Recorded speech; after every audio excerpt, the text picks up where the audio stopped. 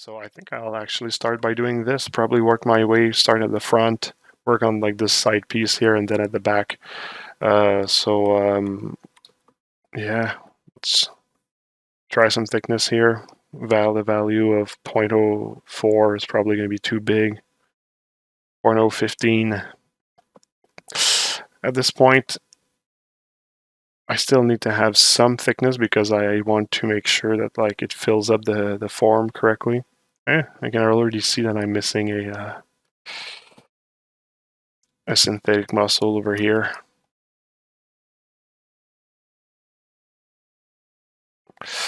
There we go. One more. One more for the road.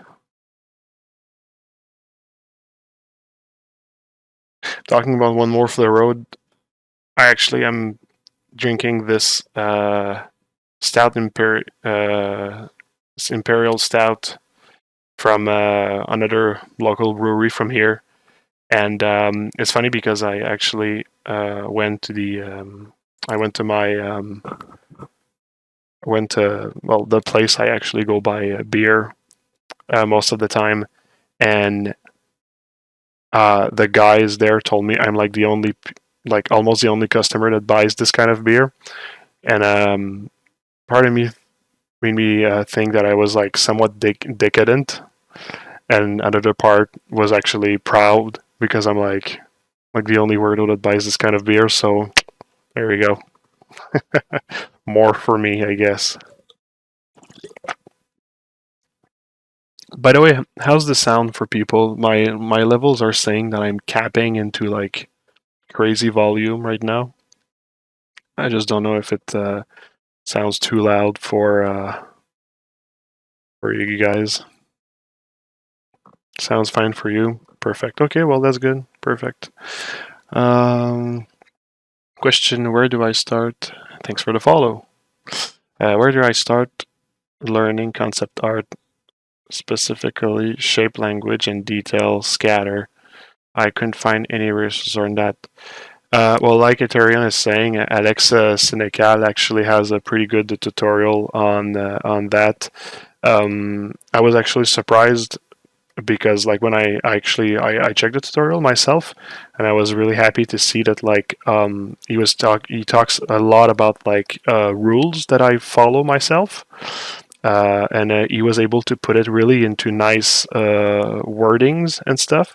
So I completely agree that Alex Senecal's tutorial about shape language,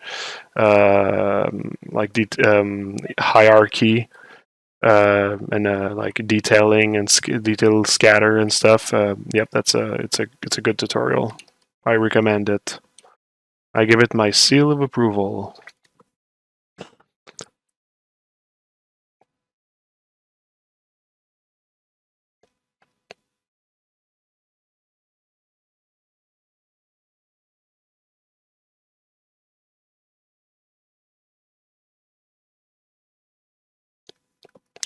No problem.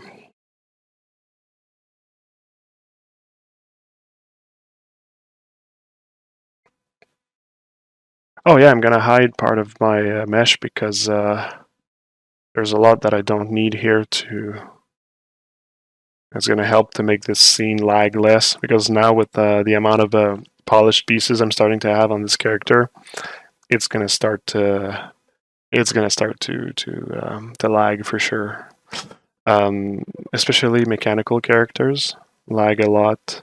If for some reason I find that it lags more than organic characters. Stoic. Thank you. How do you spell his name? Well, it's right up. Eternion just wrote it up there.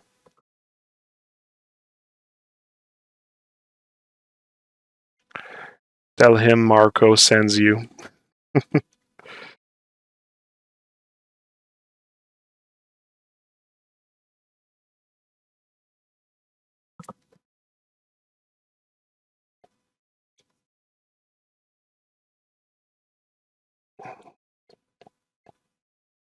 All right, so yeah.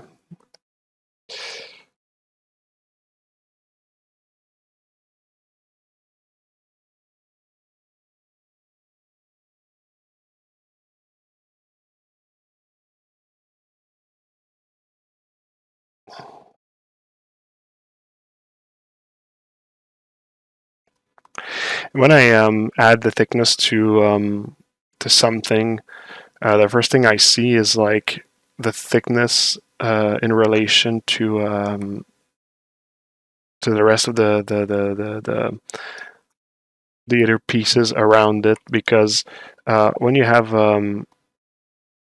meshes that don't necessarily have like a thickness, you don't really like know how leveled they are compared to the other, or how layered, I should probably say, how layered they are.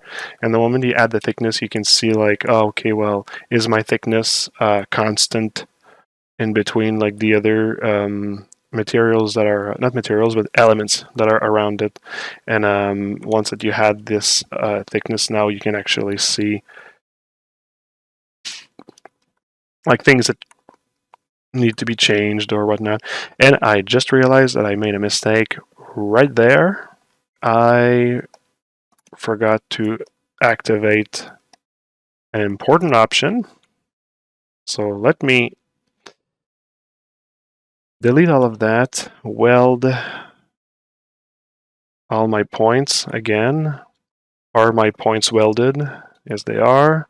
And let's try at this, but click ignore groups. There you go. And that will be better. So let me fix that little thing here again.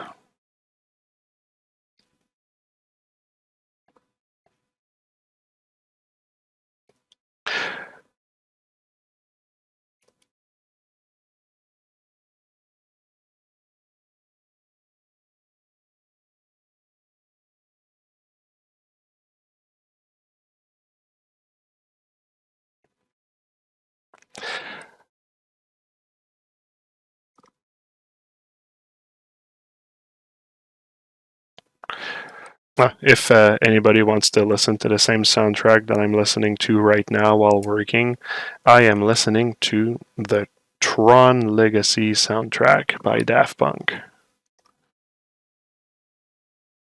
It's actually pretty good white noise soundtrack, I believe.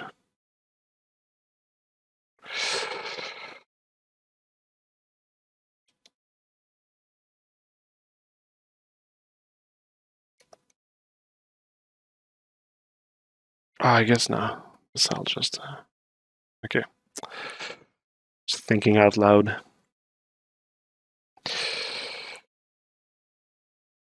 Yeah, I'm probably going to repeat myself, so sorry about that. But I just want to say sorry in advance if I look a little bit phased today. To be honest, I was actually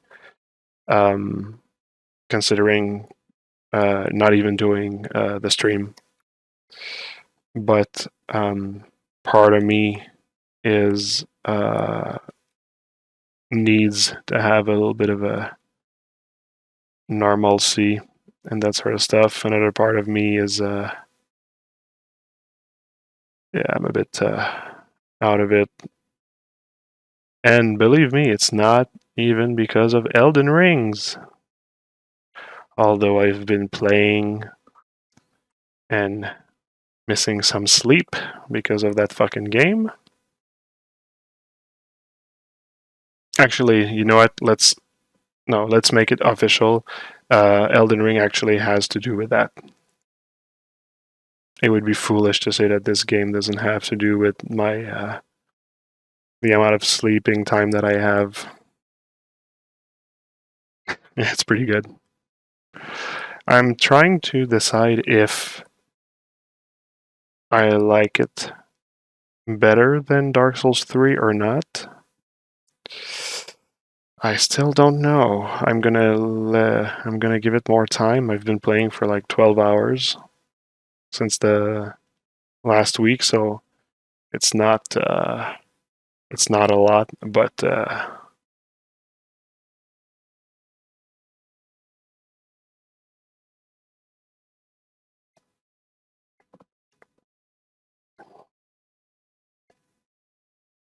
I mean it's not a lot. It's a lot, but I mean it's not a lot for to judge the quality of the game. That's what I mean. Time will tell. Indeed, it will. What class did you start with? You went for Confessor? I went for Confessor as well. Confessor, brother. Actually, sister, because my character is a female.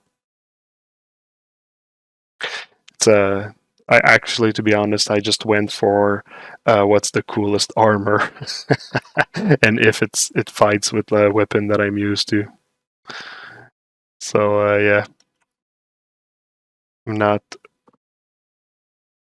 super not the most enlightened decision, but I stick by my decision. But right now I'm ramping my strength level and such, just to make sure I hit heavy with my great sword. I'm not using the spells too much. I'm actually really focusing on learning the new mechanics. I'd say that probably the mechanic I'm realizing now that is like extremely strong is the jump heavy attack. It's pretty strong. Like I don't know if they're gonna start to introduce like enemies that are like more immune to it, but I find that like you can cheese bosses, like not like super cheese, but a little bit cheese, like some of the bosses with the this attack. Like it's just so strong at like staggering the enemies.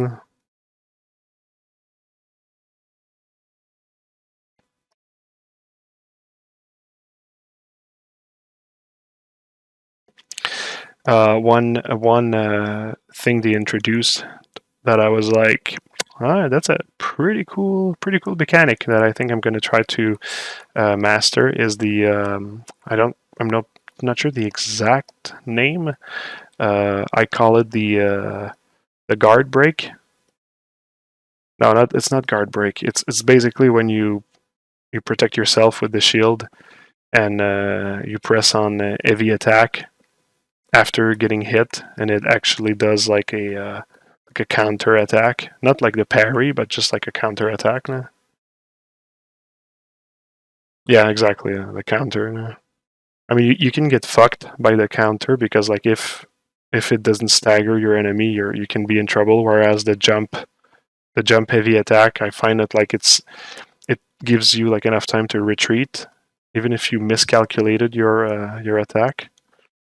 But yes, so far I'd say that because of those two new attacks, I find that like automatically it makes the game a bit easier than Dark Souls, though. But is it a bad thing that it's easier? Thanks for the follow. Is it a bad thing that it's easier? Not necessarily. I mean, so far I find that the game is pretty enjoyable, and I've been having some trouble with some bosses.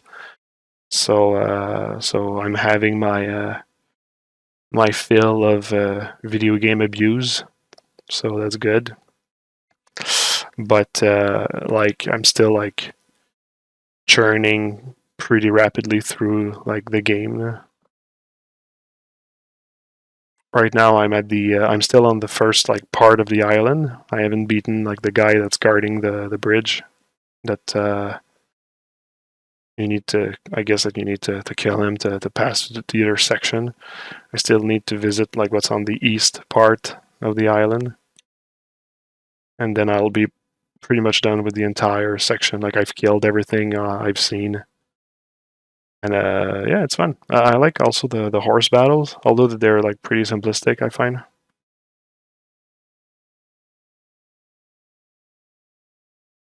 But they're good. They're fun. Like I said, the fact that it's I find it like easier than the other games for me is not a deterrent. I'm still having fun.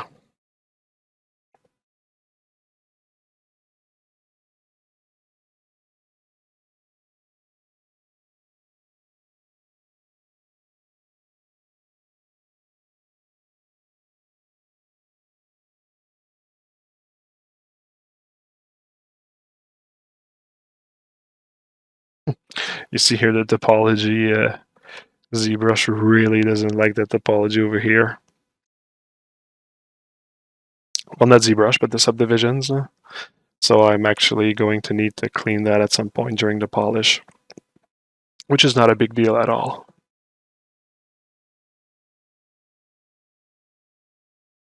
I'll need an extra tube right here.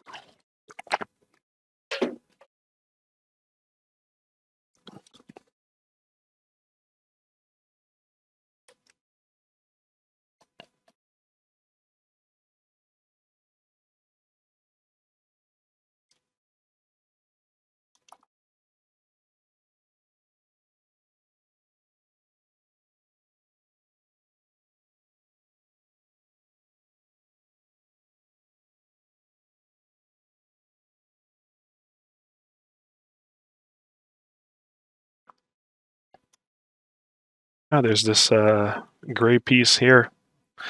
I still haven't figured out what I'm going to add. Yeah, we'll see. Time will tell, like Josh said.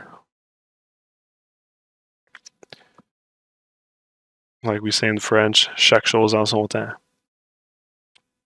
Each thing's at its own time.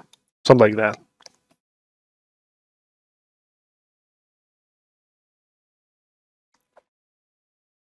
Oop, forgot the ignore group. Did I forget it here, though? Oh, no, I did not.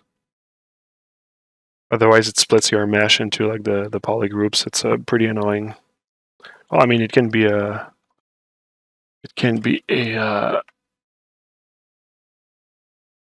good tool, a valid tool, but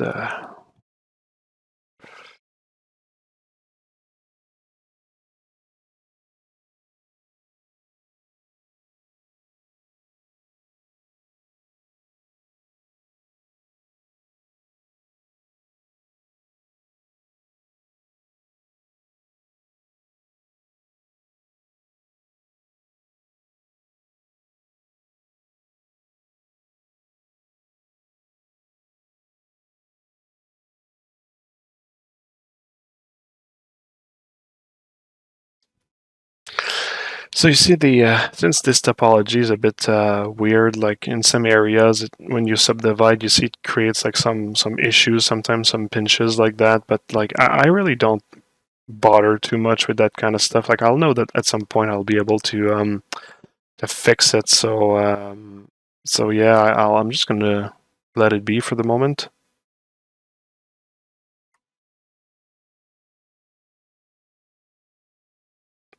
Right now, there's a lot of like sharp edges on the character. I don't know if I'm gonna want to maybe like soften some of them. Maybe when I apply the real subdivisions on these, because right now it's those are dynamic subdivisions.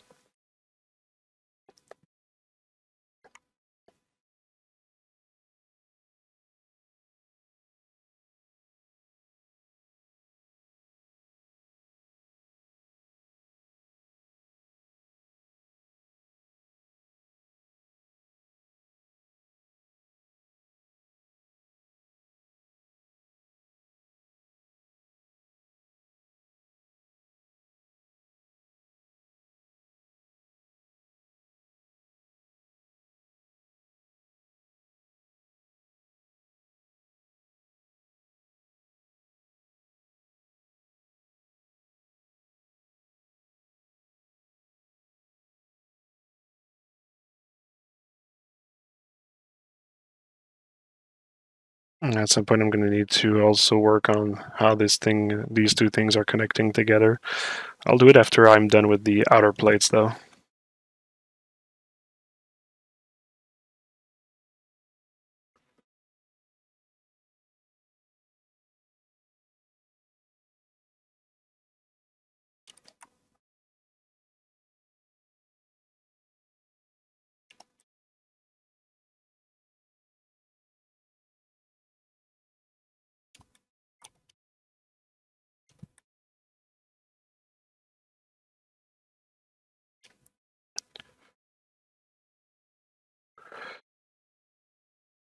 So you see, like, I have like a subtool that's gray here, and the the new subtool that is green. Now that I added the thickness, I could see I can see how like far it is one from the other. So like I really get at this point to work on making sure that the thickness is like equidistant, I guess. Is that a word? Well, I have like of equal distance for like in relation to the to each other. And if you don't actually have like somewhat of like a rhyme or reason for like thicknesses to follow like each other, sometimes it can look like a bit weird, like unpolished, I would say.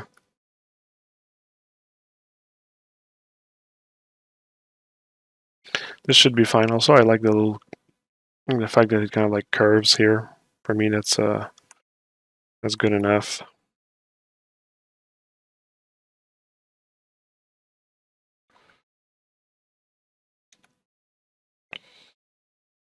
Hey, thanks for the follow. Much appreciated.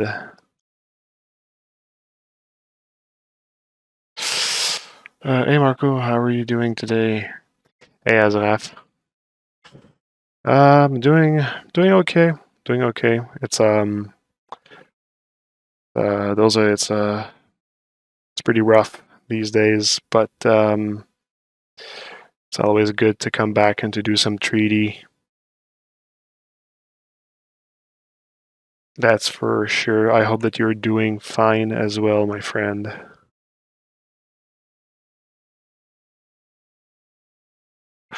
Thanks, Aina. Much appreciated. I'll take all the kind words today. Oops.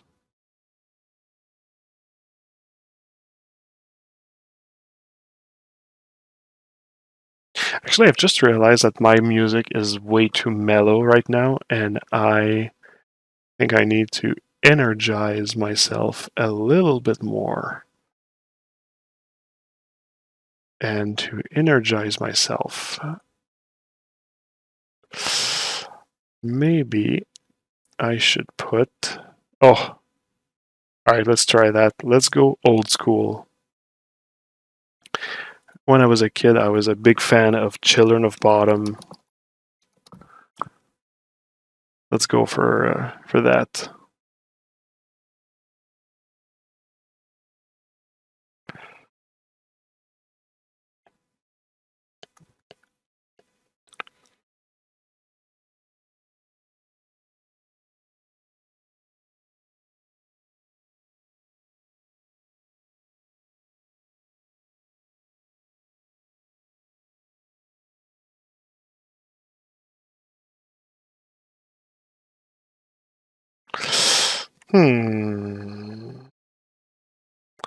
Seems like it doesn't want to add hard edges, which means that I will need to do it myself.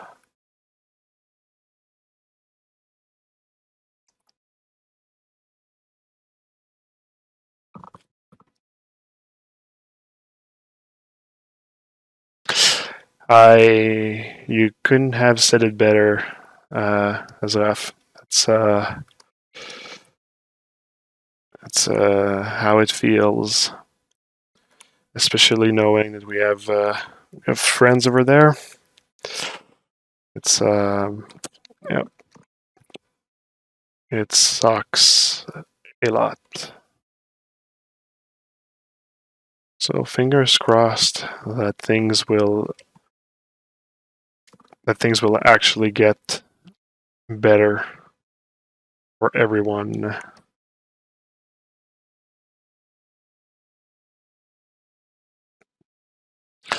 Well, yeah, makes it hard when you. I mean, look, I am geographically far away from the situation. I am in no way directly affected, for sure.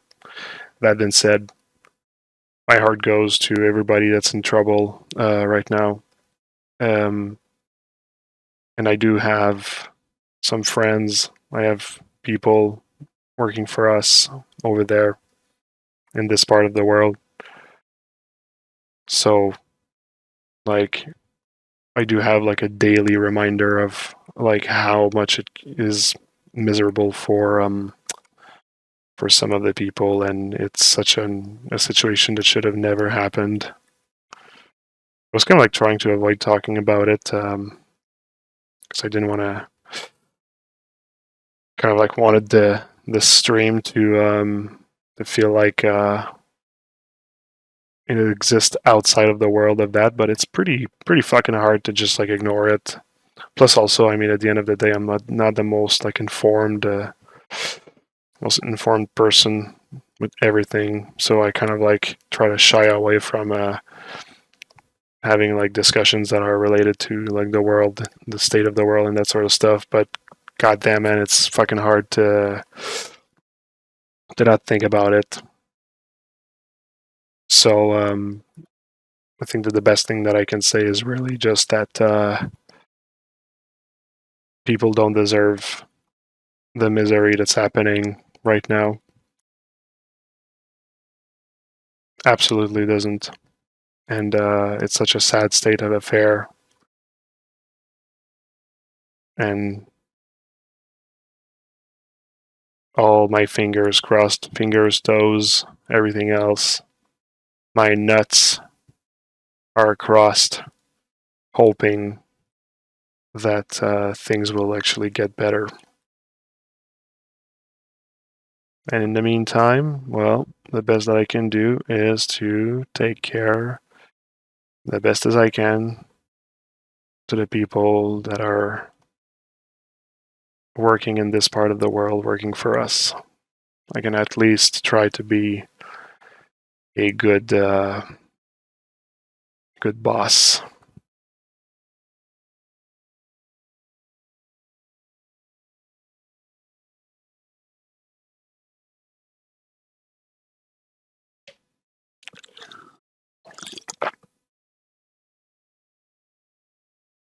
Hey, Talden.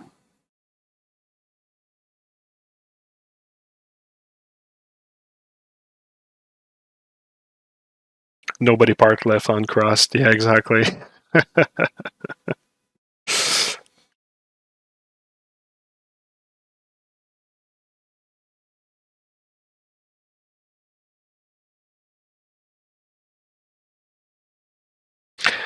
Well, dude, I'm happy that you're saying that.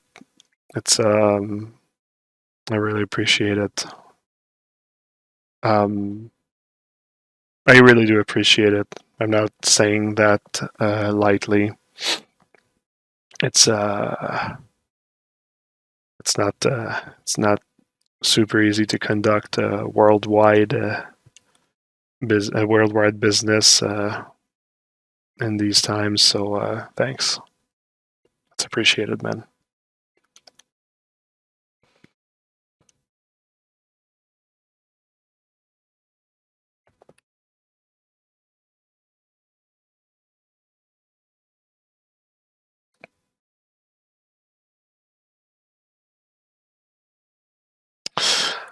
All right, so at this stage, like I said, I like to spend a bit of time just making sure that like all the thicknesses are good, that all the crevasse, the cavities in between my plates are reasonable. There's still some clipping here and there, but it's all stuff like here also. It's all stuff that I actually intend on working on. once that those plates are in subdivision, which they're going to be pretty soon.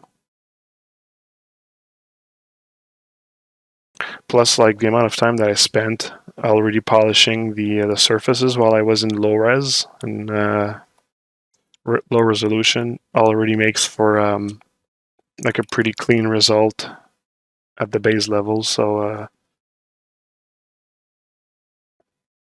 yeah, we're gonna be pretty good on the polish from the get-go. That's a good thing. There's a few plates that I'm going to double with a gray rim, like I did on some parts of the character already. Am I ready to? Pretty much all the plates have been accounted for. All right. I think I'm ready to commit to subdivision. Set up for success. Indeed, that's a good thing to do. I mean, if I bother like using the topology to make my my meshes, might as well just make sure the topology is well distributed so it gives me like a nice result. Otherwise, the solution for me, as you know, is often to polish by hands, which I'll be doing a little bit anyway, but we're starting from like a pretty good place as it is.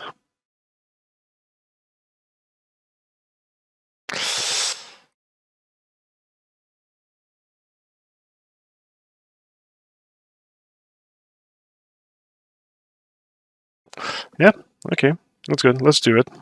I'll save this under another file since I'll be committing to the meshes.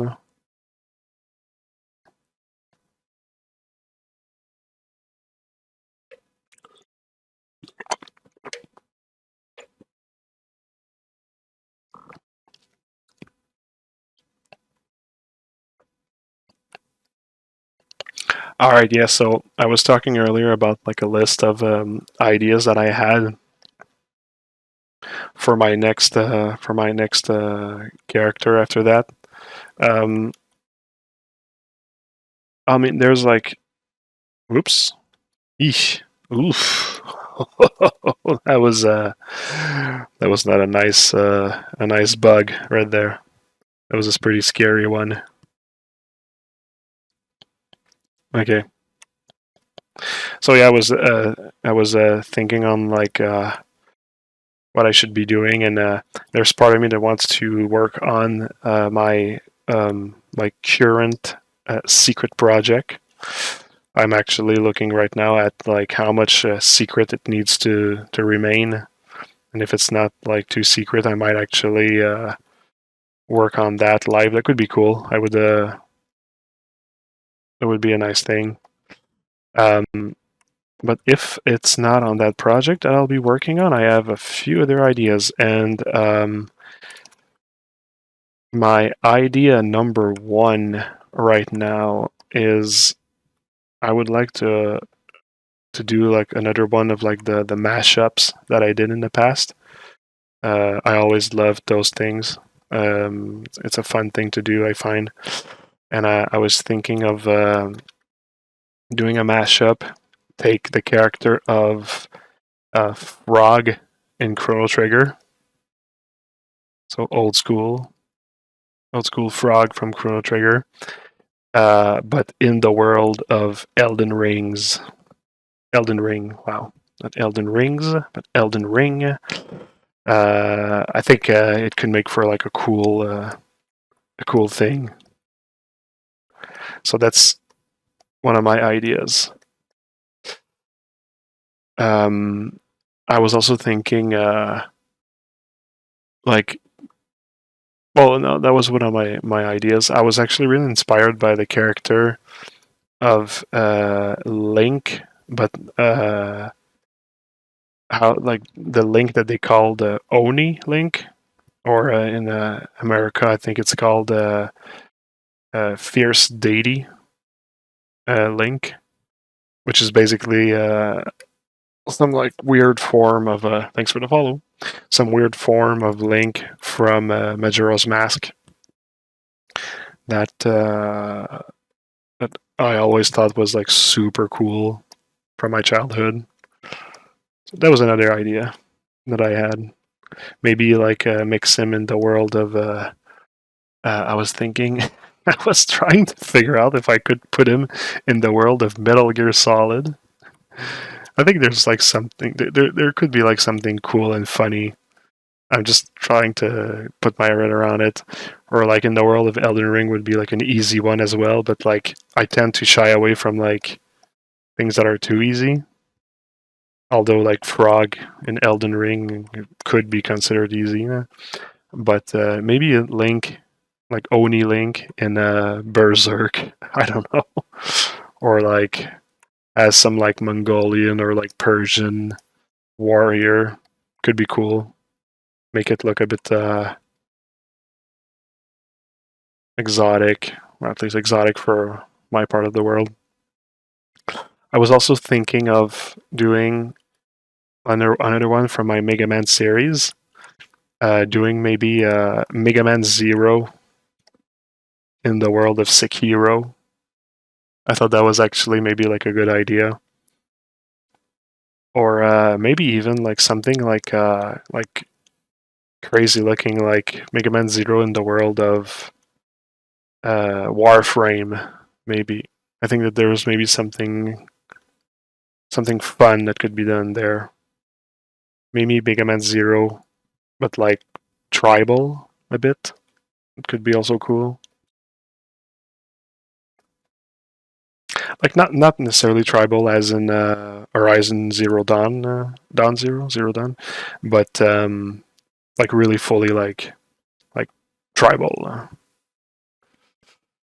That was an idea. I was also thinking maybe of like I've always loved Shovel Knight, but I find it's really hard to find like something original because at the end of the day, even if like, okay, he's fighting with a shovel, but it's still like it's a fucking knight, right? I mean, it's not like if there's like really anything original about the design. So like I don't know, but I like this character, so I don't know, trying to figure out something. I really like the character from what's the name of the game again? Hyperdrift. Hyperdrifter? Hyperdrift? I was considering it also, but I don't know. I was also thinking maybe of like Rick and Morty, but like as like a goblin and an orc or something like that. Like something like kind of like far fetched. I guess like could be cool. I don't know. I mean, Venom and Deadpool's are also like two cool characters, but I feel that they've been already like done a lot, and I'm trying to be like somewhat original with my ideas. So I don't know. I mean, that's kind of like a bit of a few things that I have roaming around here right now. Do you plan to keep this color scheme for the rendering part? Yes, but probably change the saturations a bit because I want to make them like similar looking to the wasps and the wasp and beetle and whatnot. So yeah, Mo, something Mega Man related. Yeah, if I go back to Mega Man Zero, that would be the eighth character that I do, and I would like it. I would like it. Yeah. I've played Elden Ring about like 12 hours this week. Super fun. Super fun. And before I start, if I go with the idea of like Frog in the world of Elden Ring, I'm probably just gonna continue playing a little bit more Elden Ring just to see a little bit more of the design, try to get inspired with like how he would look like.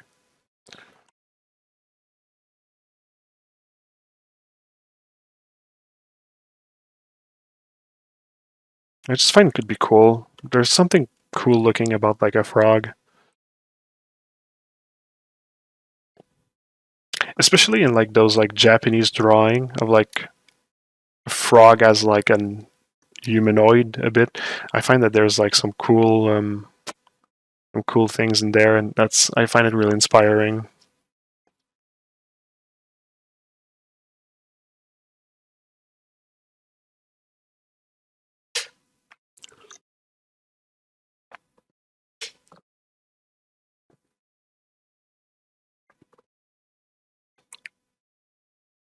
Alright, so shapes here are working well.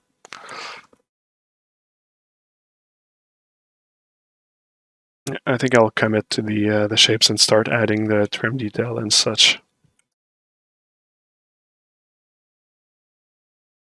Apply. Boom. So when I apply subdivisions to a mesh, normally the first thing that I do is I test an alpha on the mesh to see if it has the amount of resolution that I'm going to need for later. And normally I just always like pick like this one alpha that I put to a certain size, and I just check if it has like the resolution. Right now the resolution is so-so, but I also I try to find like an area of the mesh that has like a low resolution because of the polygons, and you see that like here is a section where like right now this doesn't feel like it's enough, so I'll actually add another subdivision detail at subdivision level so that like I at least get like a nice resolution in those areas.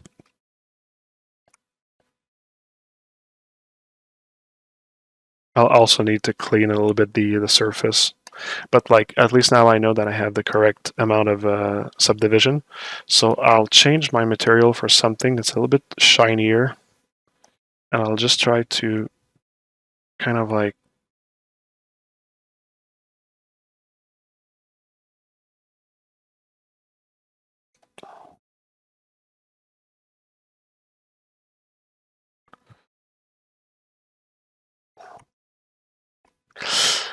so there was just a bit of like wobbliness around this area I just wanted to fix, so a couple of like H-polish strokes, and a bit of like smooth relax.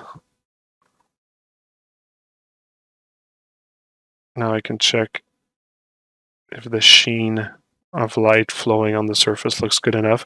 It's kind of like warped in some areas, but it's gonna be fine. It doesn't show too much. It doesn't really attract unwanted attention. So we're gonna be good with that. So you have the before and after. You can say I got rid of like a bump that was there on the mesh. There you go. All right. So let's take care of that part here, because this one actually is going to need some rework to work with the elements that's around it. So let's apply it. Let's test this same mesh. So you see it's kind of like lacking in polygon in an area that's actually important. So let's go for another subdivide. Let's take this one here. Let's subdivide it as well.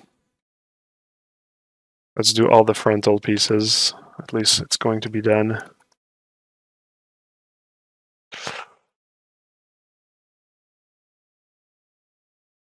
Yeah, Mo,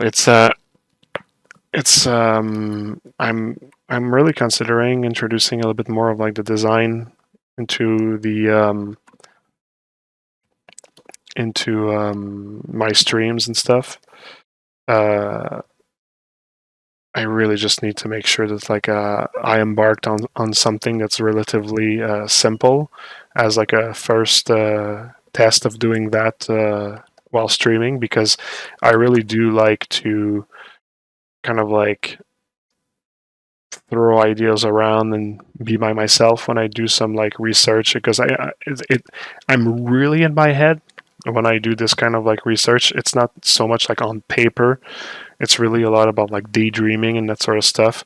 So if I'm going to do that, I just want to make sure that it's enjoyable for people watching and also enjoyable for myself.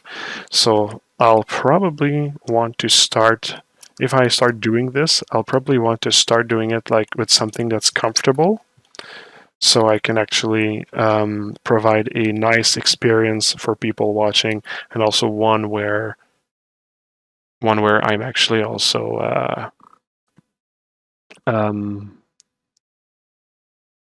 yeah, like I feel confident. And right now my dog is asking to go outside, and I just put him outside. Angus, I'll put you outside later, okay? I love you.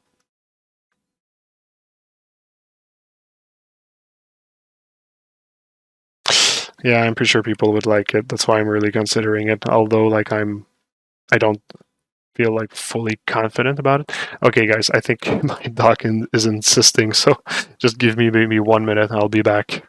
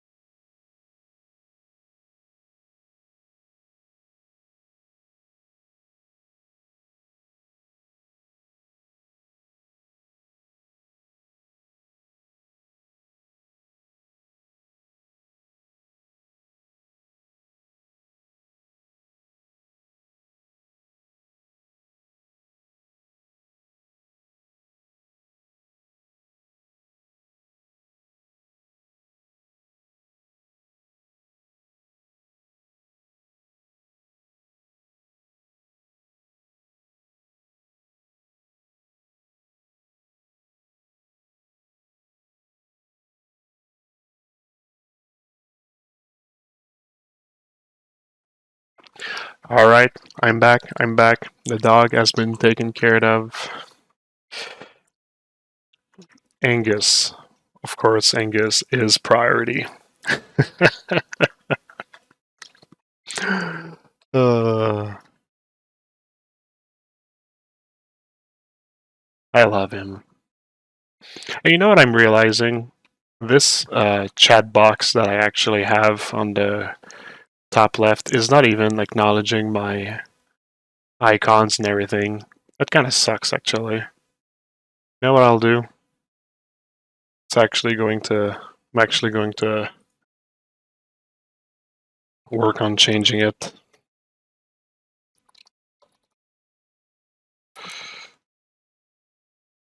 Josh is trying to use a very cool icon. It's not even working.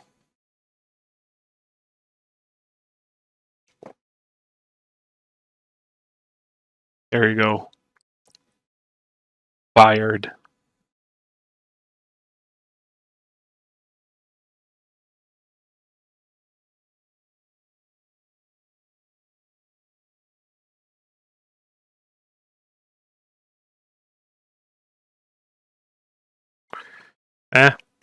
Isn't that better?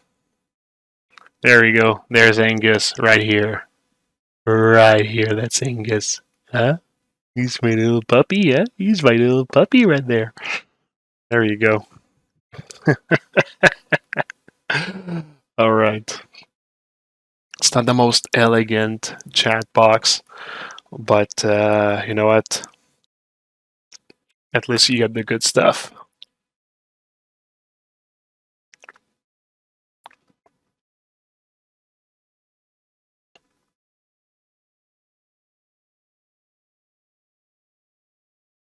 Ooh, thanks for the subscription. Much appreciated.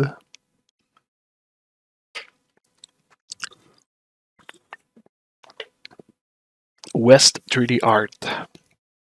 Thanks a lot.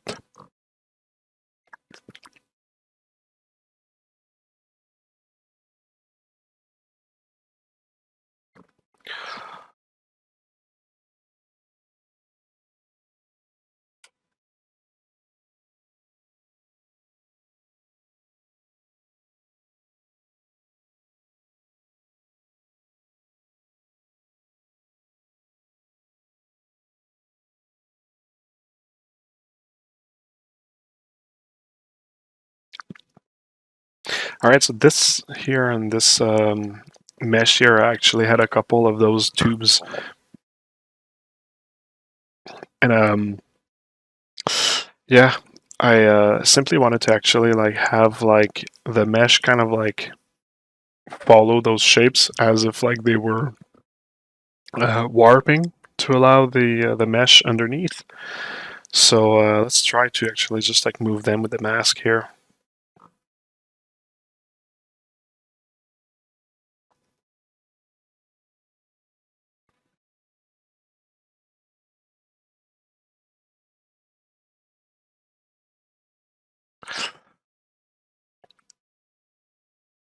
So yeah, I'm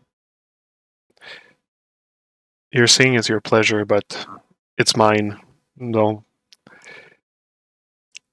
I'm really appreciative for the support that's been given to me with Twitch and everything, because I'm kind of like late to the game on that thing, and I did not know how much like fun I would actually have to share like those moments.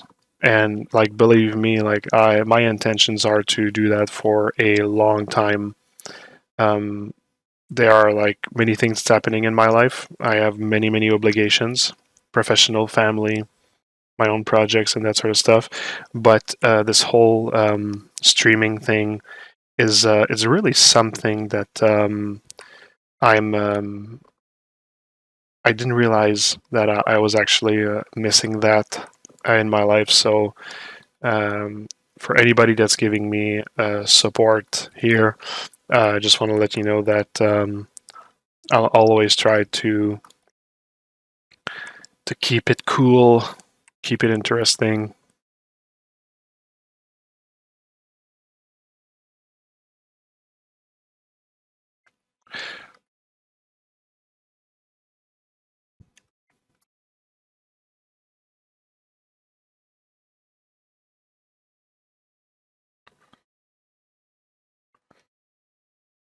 Yeah, I think cutting this part is actually maybe the better idea after all. And maybe I'll have the other plate on top going over.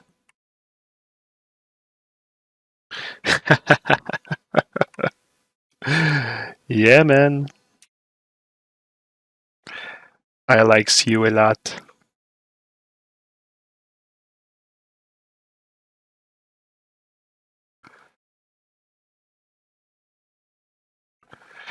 there's part of me that would actually also love to once in a while maybe do like a stream during the day, because I always do them like when my kid's asleep, but maybe there would be a way for me to find like a time to do it during the day. Maybe not like these days. Like these days it's pretty complicated at Chaos Masons during the day. But maybe at some point things will chill down, and I'll be able to make like a little appearance during the day out of the blue. If I do that, it doesn't even show what's under.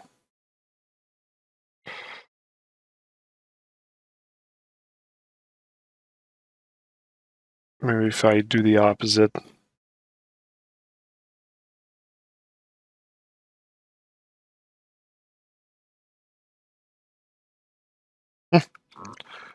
Why is my brush behaving like this?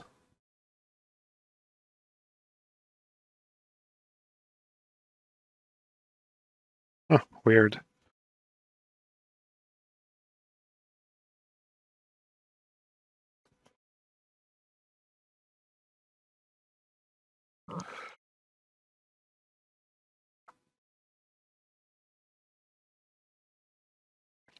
If there's any part in 3D where I'm aware that I'm not really good at, well, I mean, I know my strength, and by comparison, I know like the things that I'm not as good at. But I mean, in general, I kind of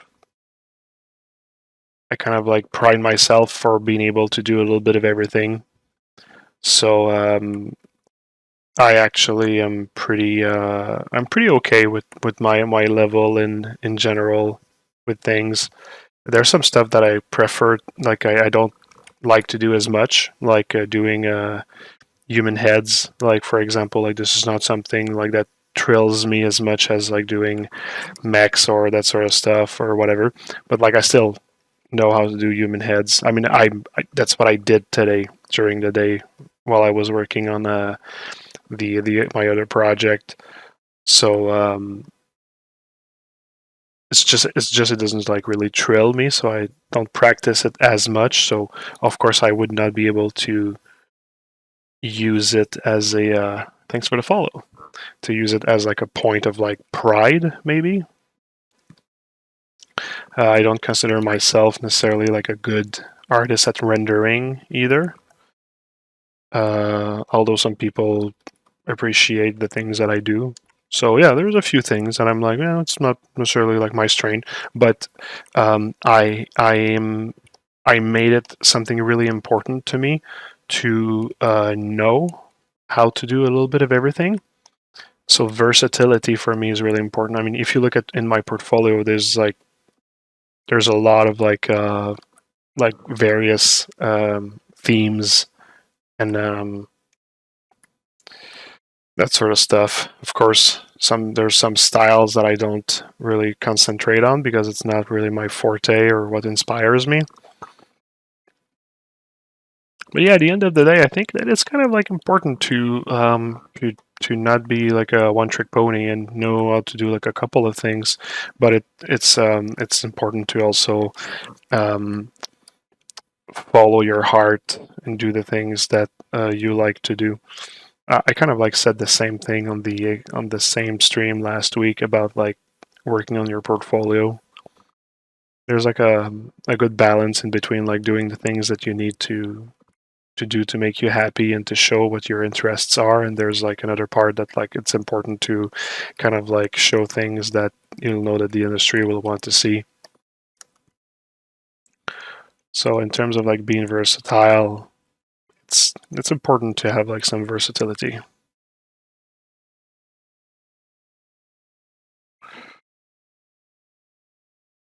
You have a sick, amazing art. Well, I appreciate that. Like I said earlier today, I'm going to take all the kind words that are coming my way because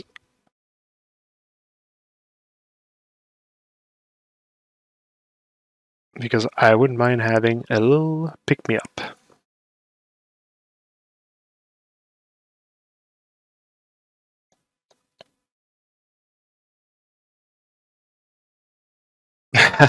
IRL Chaos Office Tour stream. Let me just get like a GoPro and I'll just walk around the room.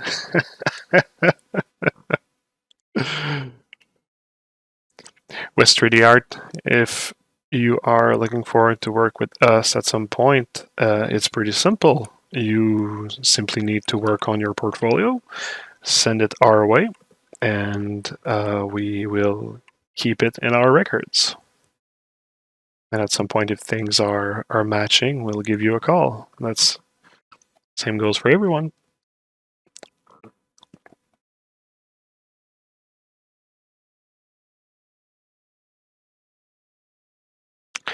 Hello, Kami Eyes.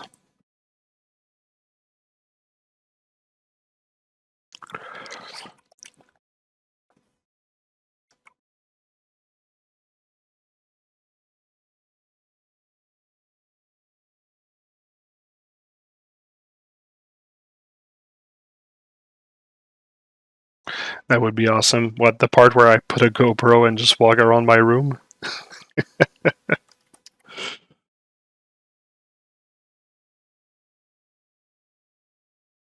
It would not take long before the tour is over. But I could actually like just go around and show like all the statues in the back.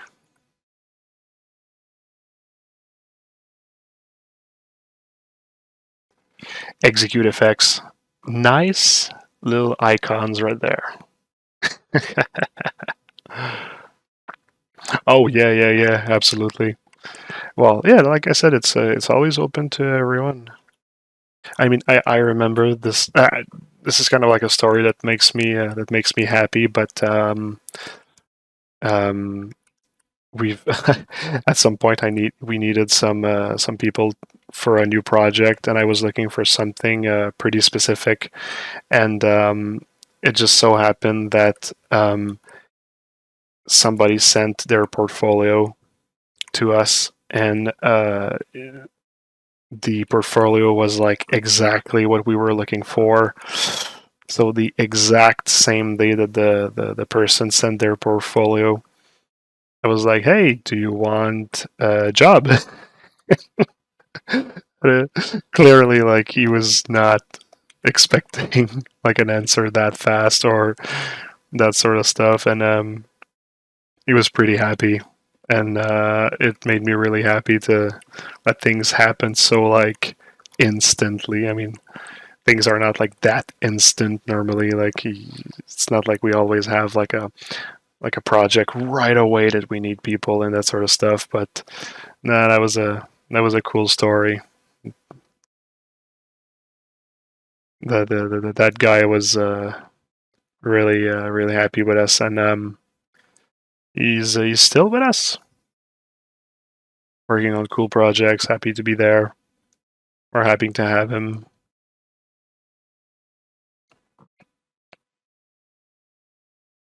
Yeah, very serendipity actually.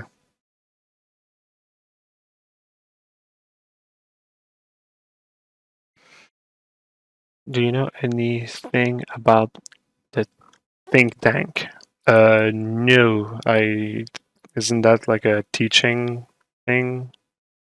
Like teaching courses or like I don't know.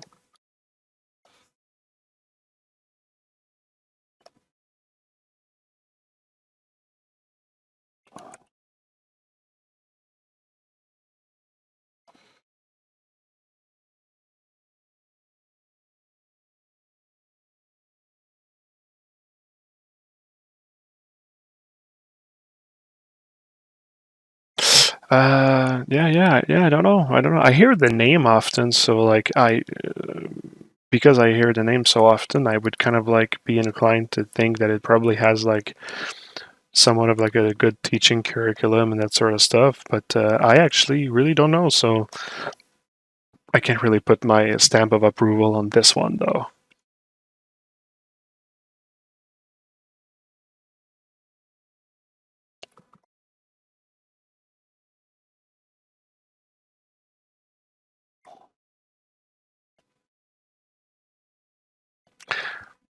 I can put my stamp of approval on the tutorial of Alex Senecal for design, but not on the think tank, unfortunately.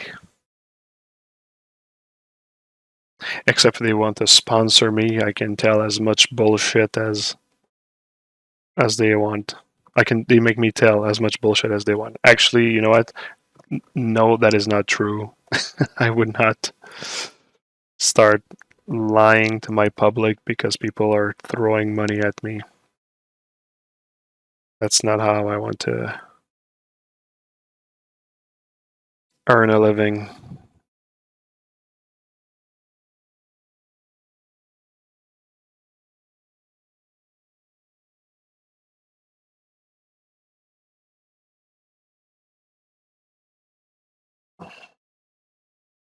Do you have a tutorial so I can learn the stuff? Yep, you can go on the link here. It says Chaos Masons links here.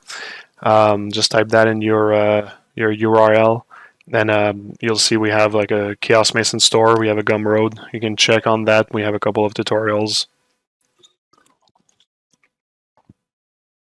We have other cool stuff as well. Yeah, such a fucking sellout, eh? No, but that's seriously, like at the end of the day, we're a company, right? And it's kind of like we have to kind of like be following like a code of like ethics more than like if I was just like Marco saying whatever I want. Like if I would just be Marco saying whatever I want, there would be much more opinions, I would say, on the internet. But since we're like I'm the representative of like this company, I kind of like need to be somewhat professional. Hey, thanks for the follow.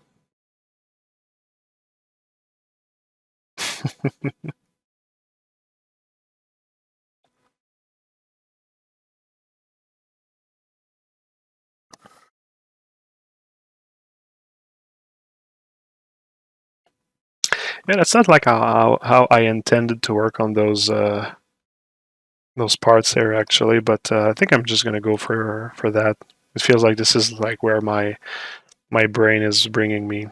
My tired brain is bringing me, I should say.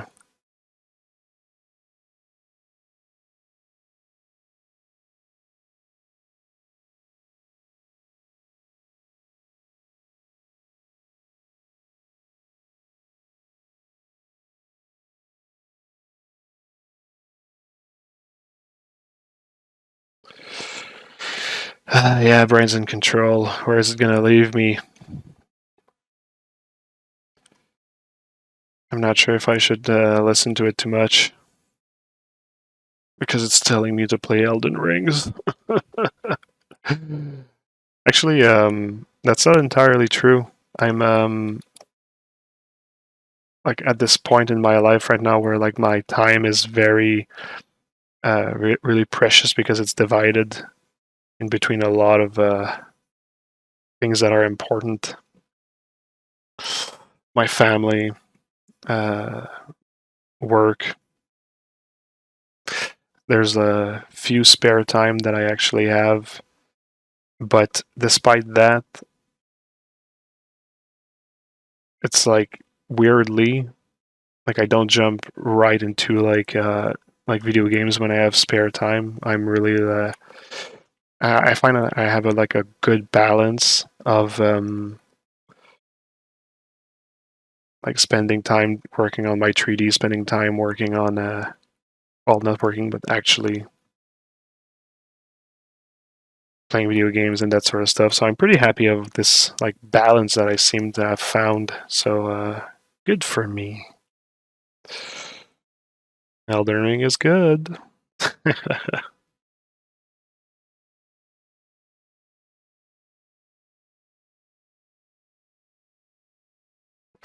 Oh yeah, you're ready to go that far, saying that Elden Ring is your best.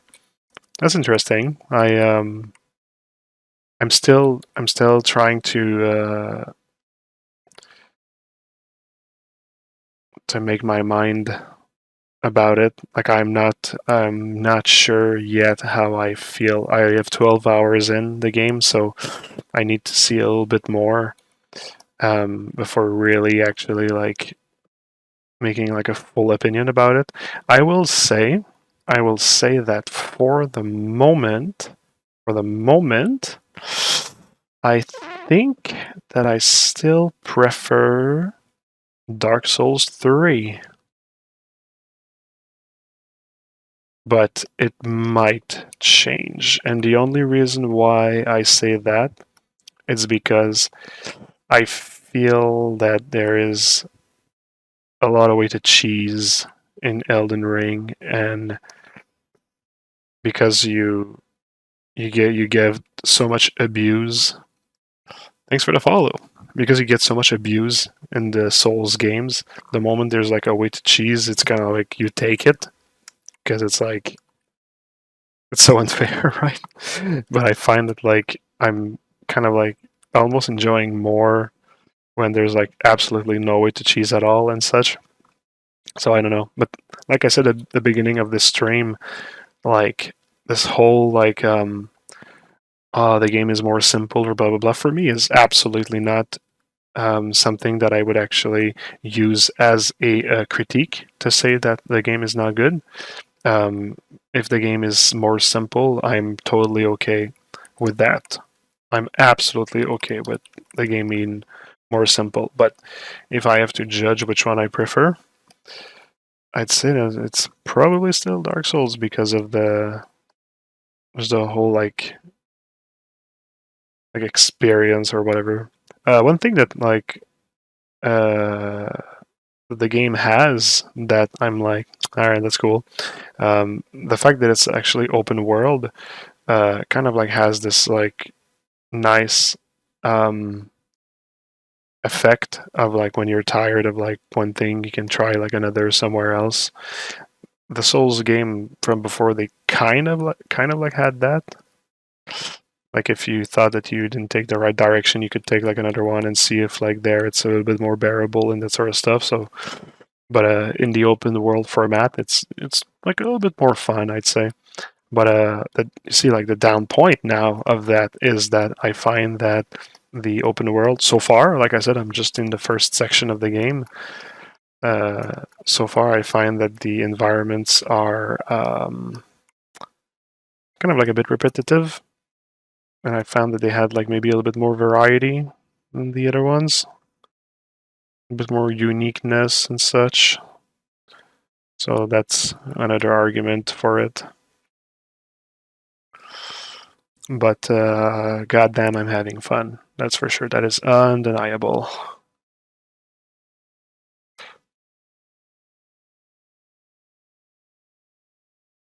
But you know, it's true that like as an RPG, it's like yeah, it's pretty fucking cool to have like an RPG that has the Souls like attributes. It'd be hard to top Bloodborne for sure. Bloodborne might be my favorite of like all the Souls game. When I said Dark Souls 3, I was basically just comparing medieval for medieval with like similar battle system and such, but like Bloodborne's in terms of like its fast-paced parry-based battle system is pretty good. Plus the world itself is was pretty fucking cool as well and such. But I will say, just to put even more to drive the discussion even further, I will say that my favorite game of FromSoftware in terms of like the game itself, game as in gameplay and that sort of stuff, might actually be Sekiro. Because I find that Sekiro really had like a such an interesting and like active and cool battle system. It was so fast paced and so cool, and it really got me into like a really incredible vibe while I was playing it. So I really loved it. Like the same reason why I love Doom so much, like the new Doom games, it's really because like you get into such a cool flow while playing the game, and yeah, man, that flow is just so rad. Either Doom or Sekiro, and all other Souls game for sure.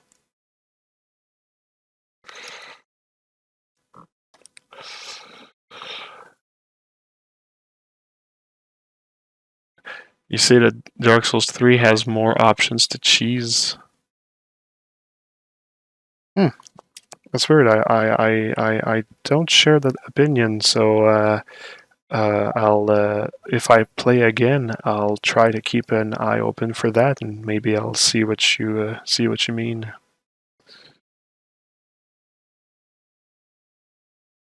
You're 70 hours in, eh? Wow, Jesus, I'm not there yet. I'll get there. Like I said, I'm not making my final opinion of things yet. I'll need to see.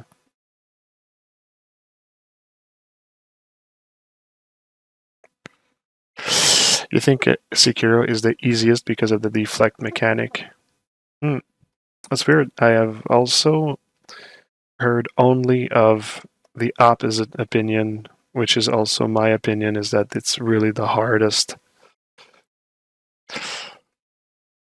Especially when you play New Game Plus, it just feels like you're always running out of like posture. You can like have like the best parries and stuff, and it's like just so unforgiving, I find. But it makes for like so much great combat. But hey, you know what? We all have different opinions, and that's what's cool. That's what's cool.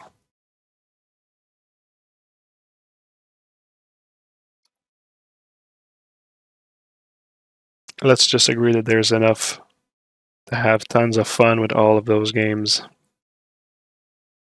I'm really happy that they are in my life.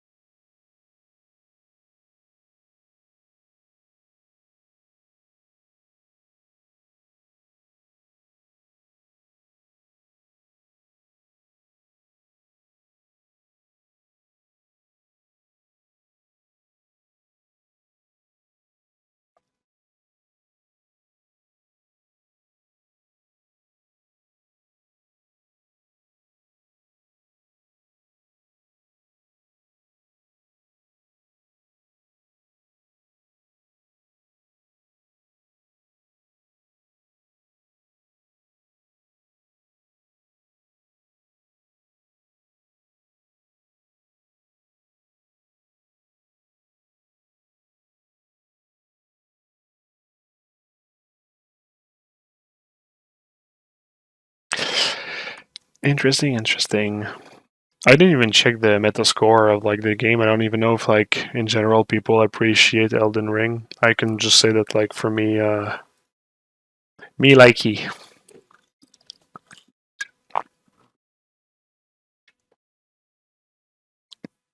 Does it have a good score?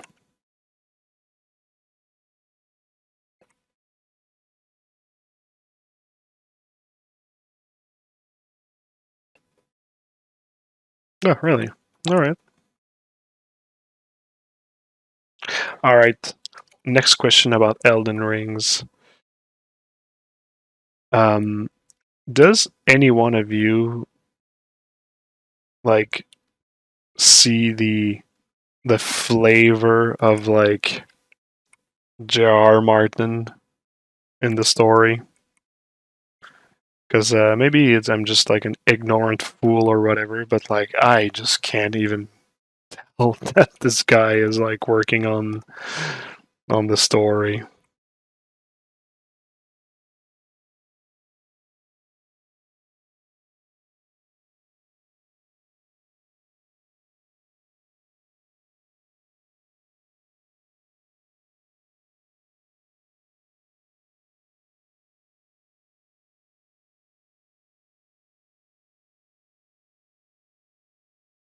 Okay, interesting.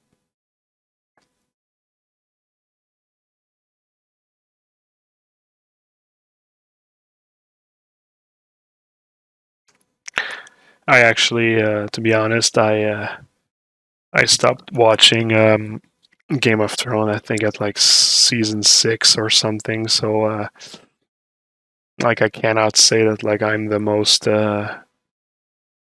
cultured person in terms of his writing and such. So that I don't have strong opinions about.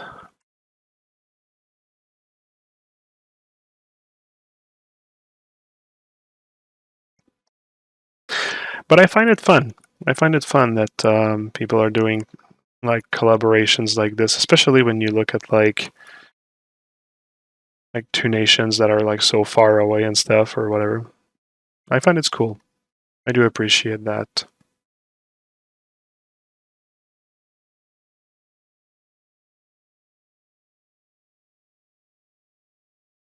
Yeah, no spoilers.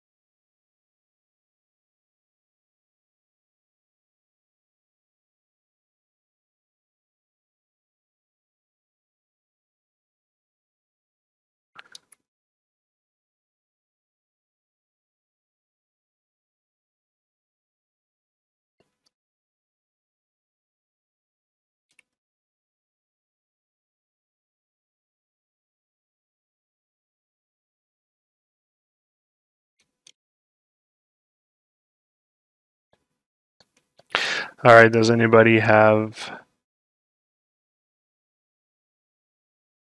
a question that they'd like to ask me about anything? Let's do a question that doesn't have to do about 3D. Extra points if it doesn't even have to do with video games. I feel like exploring new directions.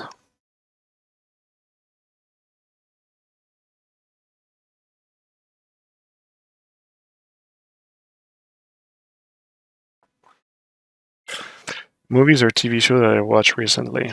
Well, the thing that I've been watching a lot lately is the Hot Ones on YouTube. The Hot Ones series, that was pretty cool. Um, it's not really a TV series, but I'm still kind of like counting it as like this form of entertainment. That was pretty cool. I'm really looking forward to the next season of Barry on HBO. Barry is probably one of the best show I find lately. They've actually had a really hard time to continue the series because of COVID, but like I would highly recommend to watch Barry. Barry. It's with Bill Hader. It's really great. Really great. I mean, it's like probably my favorite TV show. Um, when it comes to like that genre. Like for example, I'm kind of like putting it in the somewhat of the same style as Breaking Bad. It's very different from Breaking Bad, but like there are some like some similarities with the style and stuff. Thanks for the follow. And I'm actually like Basically what I'm trying to say is like if you like Breaking Bad and you like shows with like maybe a little bit more comedy and stuff, I would totally recommend that show. It's super awesome. It's not a new show, but well, no, it's a new show. I mean, they did like 2 seasons. They're doing the third one. I think they're doing the fourth one at the same time. Since they were like because of COVID, they just like filmed everything so that they can actually give a lot of content since they actually take a bit of time before like getting any out. But yeah, that's a great show. Totally recommend it. In terms of movies, well, it's not a new movie at all, but my favorite, my most recent favorite movie is Three Billboards Outside of Ebbing, Missouri. That's the name of the movie. You can just type Three Billboards. It's with Sam Rockwell and Woody Harrelson and a bunch of other like cool actors, and it's wow, it is a good movie. It's it has a certain style. It's kind of like it's special. It's a special kind of movie, but I really love it. It has a great story, great characters, great character progression and stuff. And it's funny because like the ending of the movie, it's kind of like you kind of like can make a bit of like your mind about like what happened and stuff. It's fun. It's cool. I really recommend it. Uh, Otherwise, my favorite movie for the longest time was Fight Club.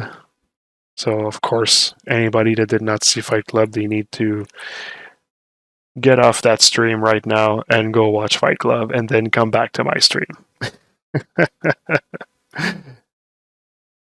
Yeah, I've been loving that movie since it came out. Fight Club. And another movie that I can't stop thinking about it lately. I really want to watch it again, but just I can't because I can't, like my baby can't see that movie. And like our kid is like with us most of the time, right? And when the kid's asleep, I do 3D or video games. But one movie that I'm like, I want to see it again is 1917. So 1917. It's a really fucking good movie. It's about World War One, but it's not necessarily like a movie that's about necessarily like war. It's more like an artistic movie, I would say. And it's very good. It's very, very, very good.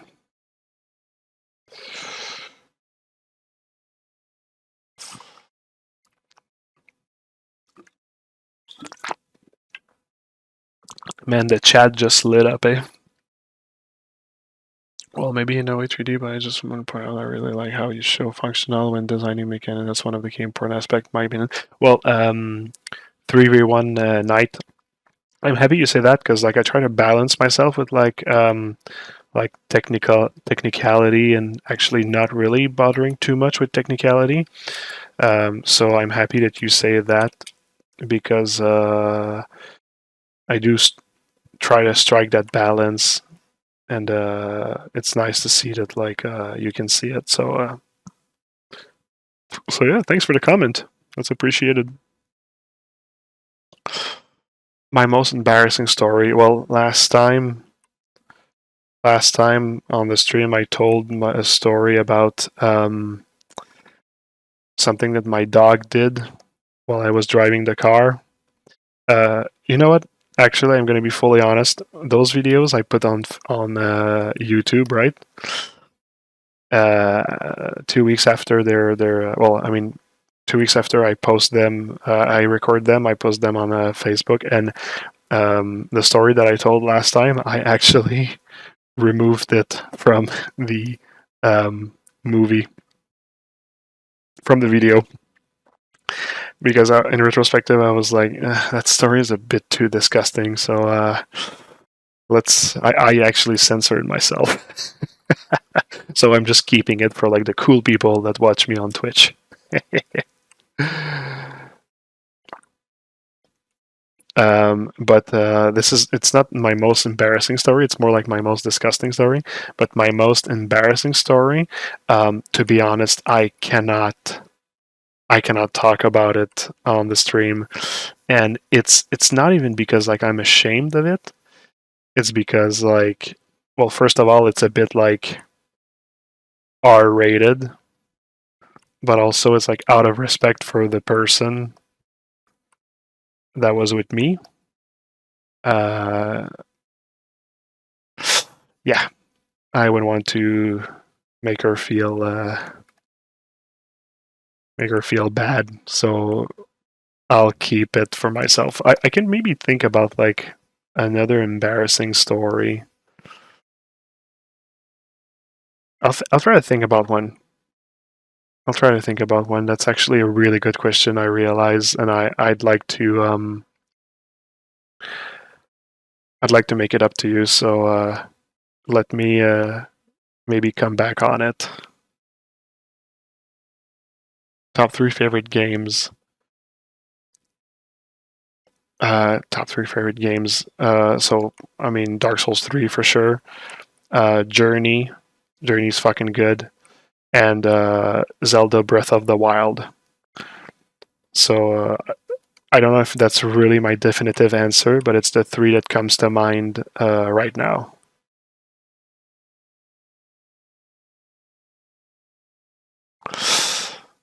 Barry's great. Yeah, it is.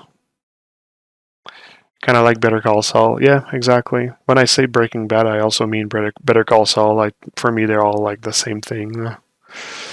Hey, Marco, I had a technical question. Well, sorry, it's about ZBrush. Say, you take a cube and insert some polyloops or along one side using ZModeler. Is there a way to uniform scale one of those so polygroup is only one axis? So I could make one wide group and one skinny group. Oof, it's a hard question to answer because I'm not totally sure of the visual of it. So I'm unfortunately going to have to skip this one because I cannot really visualize what you mean. Sorry.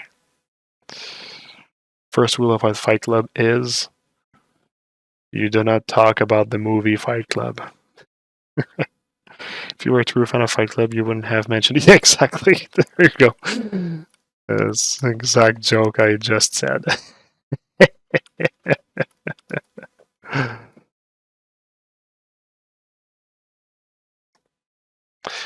I just hoisted myself. I know I'm not talking about Fight Club.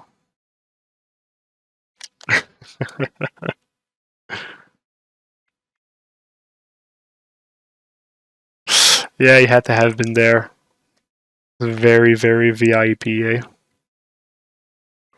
It's the kind of stuff that's gonna make people like watch that like episode again just to hear like what I have to say, and they're going to be either really happy or really not happy to have heard that story. Thanks for the follow, that's appreciated.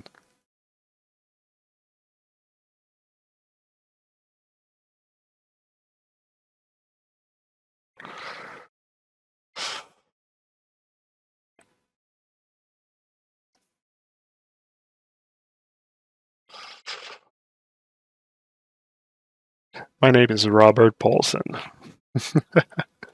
You know what's cool about that movie is even in the credits, they never mention the real name of the narrator. He's just credited as the narrator, and I think in the script he's credited as Jack. But Jack is also like basically like a name that means like no name. VenomX Gamer, hey there.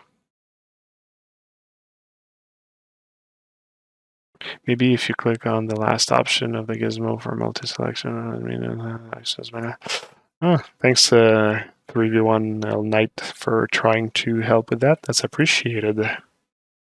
His name was Robert Paulson.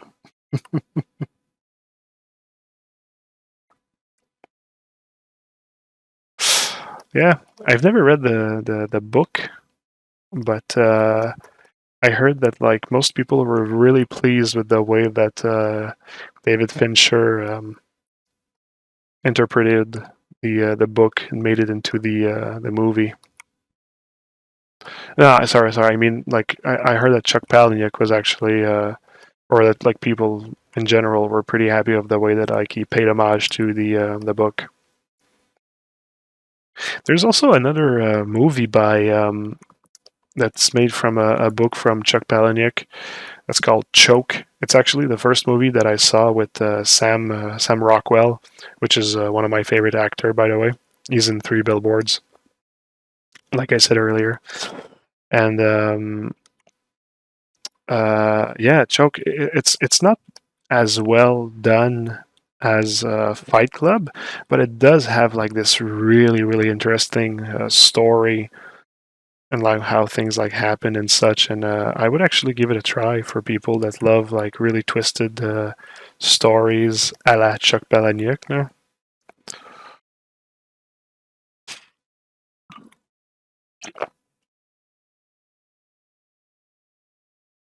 Yeah, yep, that's true. All right, so now it's my time to answer a question. I'll answer a question and I'll tell you my opinion, and you tell me what you think. Um, what is what you think is the best movie that was made into a video game, and vice versa? For me, the best movie that was made into a video game, I think, was Chronicles of Riddick. I remember playing that game and I was like, what? Like, normally games made out of movies, like, they suck balls. But, like, this one was really fucking good. Chronicles of Riddick, back in the day. Pretty good game, made from a movie. And the other way around, I think that the other way around, the first thing that comes to mind would probably be maybe the Silent Hill movie. I remember actually really having a fun time with the Silent Hill movie. Not Resident Evil, but the Silent Hill movie. I actually remember being like, hey, you know what? I'm happy. I'm happy about like how they did it.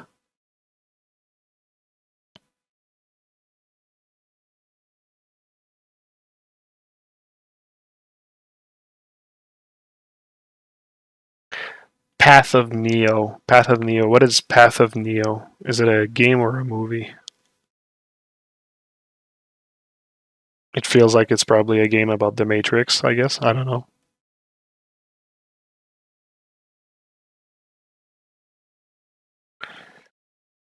Silent Hill movie was good up until the first half of it. I still like the other half. I didn't mind it. Ah, there we go. Path of Neo. All right, interesting. I actually never played it. Is it still relevant? Should I still play it, or it kind of like got old?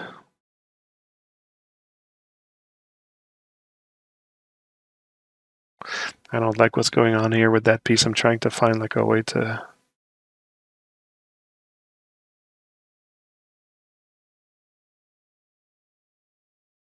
Have it like fit with the rest.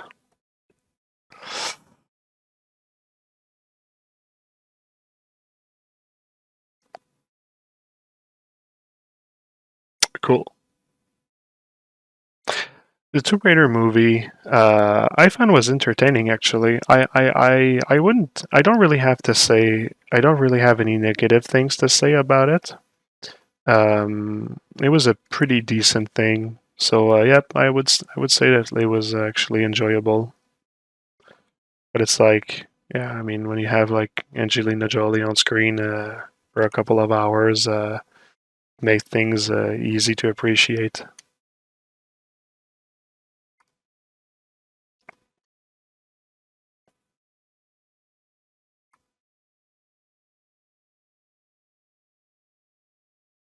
Hey, you know what? Actually, okay. So, and that's very particular, but a readaptation from a game into another media that I thought was actually really fucking cool is they made a card game of Bloodborne, and it's super fun.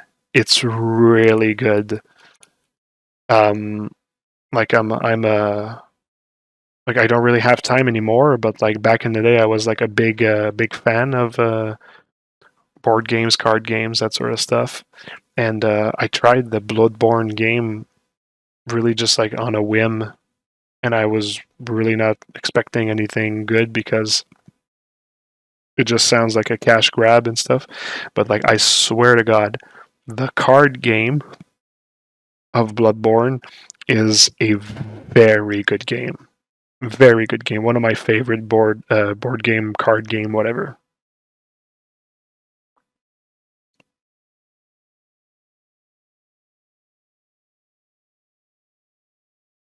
Wreck-It Ralph. Are you saying there's a video game that's called that's made after Wreck-It Ralph? Or oh no, you mean like as in because Wreck-It Ralph has so much like lore of video games in it? Yeah.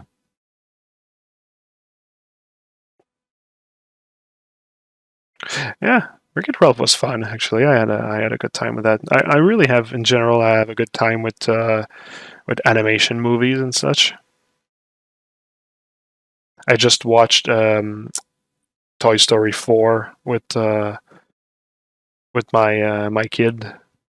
Um, well, I mean, I saw Toy Story 4 in cinema when it came out, but I saw it again and like, goddamn it, it's good. Pixar, man, they're not fucking around. They're really good with their shit.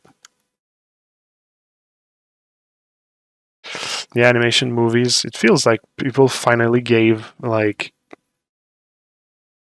credit to like the mastery of storytelling of those companies. So I'm pretty happy about that because you got some pretty intense movies in there. Seriously, like it's not. I'm happy that people are like stop seeing it as kids movie and whatever, because God knows it's not. Like when you look at like a movie like Inside Out, it's like Jesus Christ, man, that's heavy stuff. Heavy stuff, and they did it so well, so well. It's really a masterpiece, that movie, Inside Out. Anybody that didn't see it, I would truly recommend it. And I would highly suggest that you enable your emotions when watching that movie because it's chock full of emotions. Owners of the universe. Let me backtrack and look at what people were saying a bit. Star Wars Unleashed. Yeah. I want to become famous. Buy followers, prime viewers on yourfollows.com. I will absolutely do that right away. Yeah, yeah. I'm amazed by the time you can spend on hard surface modeling ZBrush. The way you manage it with ZModeler is horrible compared to other software in my experience. You really make me want to relearn that part. Well, I mean, you have to just learn like what's the really useful aspects of it. You have to take what's like useful, remove what's bothering, and once you make it your style and your workflow, it just becomes like second nature and it becomes really agreeable actually. Bing bong. I also love that voice actor. He always plays like piece of shit characters, and in this one he just plays like that super goofy thing. It's really cool. Yeah, really nice, really good movie.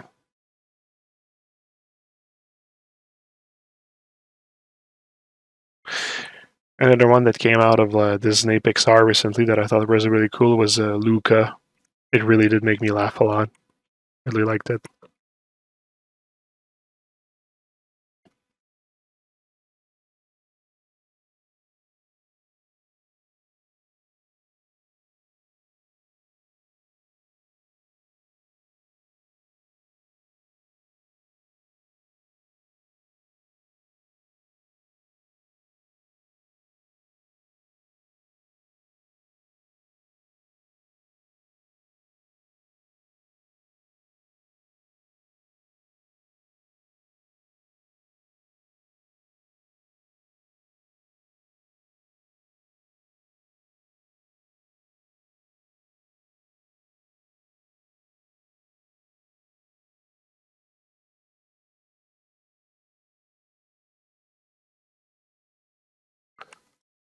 Yep. Plus, it's fun. It's like Luca's and like a story about friendship and stuff. It was nice. I liked it. I really love movies that are about friendship. I find that it's like such a like underrated theme, and it's so important. It's so important to have like good friends and stuff like that. And like people always make it about romance and that sort of stuff, and I'm like, I don't know. It's like, I mean, it's such a powerful thing to have like a good friend and that sort of stuff. So like, I don't know, I like it. And this is one of the reasons why I loved the movie Superbad so much. I mean, I just great. I think it's a like an absolutely phenomenal comedy, but also it just has like such a great like message about like kids that are like pursuing like something out of pressure, and in the midst of like of that they kind of like forget but fall back also on their friendship. And I thought it was really touching actually. Also it's hilarious, personally I find.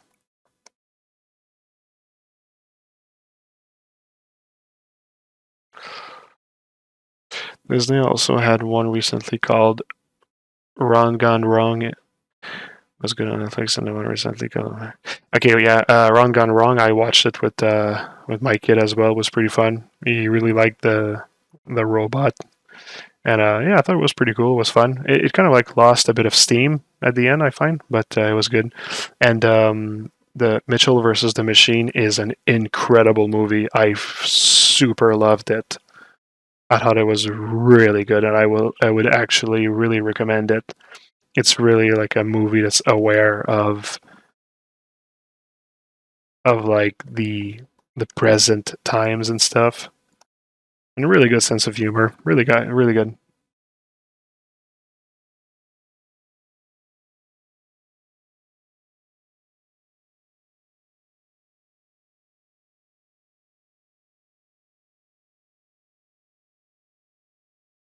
Well, I think they never failed because of the attention that they put on the storytelling. I mean, I think that like the storytelling is like so underrated these days. And like I'll say something, and I don't want to insult anyone, but like for me, like all the superhero movies that are coming out, like they absolutely do not talk to me. I couldn't give a shit about the superhero movies. Like like I say, like the only like really my favorite superhero movie is I mean okay wait Deadpool. I find it funny, but it's kind of like laughing at superhero movies in a sense, right? But my favorite superhero movie is actually Unbreakable by M. Night Shyamalan. So it's like it's not like it feels like it's a joke when I'm saying it, but that's the reality. Is that like I just find that um, the vulnerability of the superhero is what makes me really connect with the superhero and makes it like something enjoyable, because like a superhero to be a superhero and have like fake like moments of like being weak and then re-becoming like strong and whatever, like I just feel it's like super shallow, and I don't, it's not interesting to me. I don't whatever. Oh wait, no, another superhero movie that's really good, Logan, is really good because it does have to do with like superheroes that are like losing their place in the world and stuff, and that's really good. I actually really like Logan. That's true. But you see, the moment that like things are just like it, I need to have like this human aspect to it, because like otherwise I'm just not connecting. And for me, like any Pixar movie or Disney movie, like they do have like this like visceral feeling of like the characters and the story and everything, and that's what makes them so incredible in my opinion. much stronger than a superhero movie, in my opinion. But you know what? At the end of the day, the reason why you go watch a movie is different from one viewer to the other, and also probably different depending on like your mood and that sort of stuff.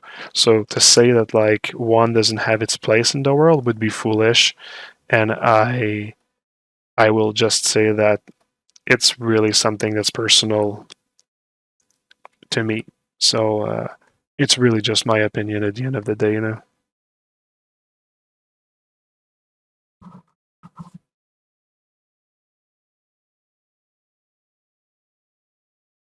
Open season 2006.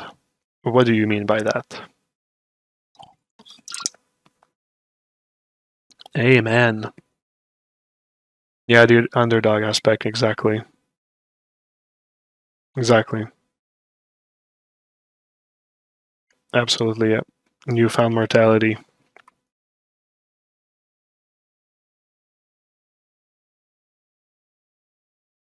The new Batman, the one with Peterson, the Twilight dude.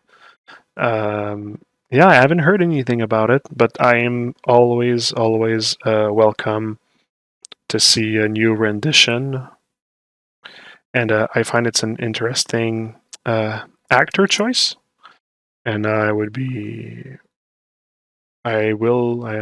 curious because it's true that like even if I'm not really a fan of superhero movies, probably that the Batman movies are the most fun, I would say. In terms of like the general superhero movies. Oh wow, like like another superhero movie that's good. And once again, you'll see the pattern continues. It would be Joker for me. Joker with Phoenix, Joaquin Phoenix. That I found was pretty good. There was some weird stuff in it. Not a perfect movie necessarily, but like I really loved how they actually tried to really show how you can create this character, like this out of whack character, like how you can actually bring him there and stuff. And I thought that was actually pretty cool.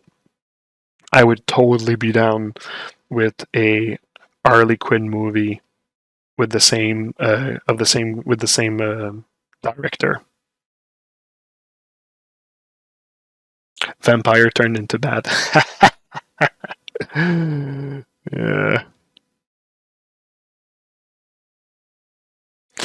Yeah. Yeah. Joker was good. I remember coming out of that movie and being really like like my mind exploded. I was with my wife at the time, and like we just couldn't stop talking about the movie. It was really cool. Really enjoyed it. For anybody that didn't see the Joker movie, I would absolutely recommend it if you like a story with good character arc.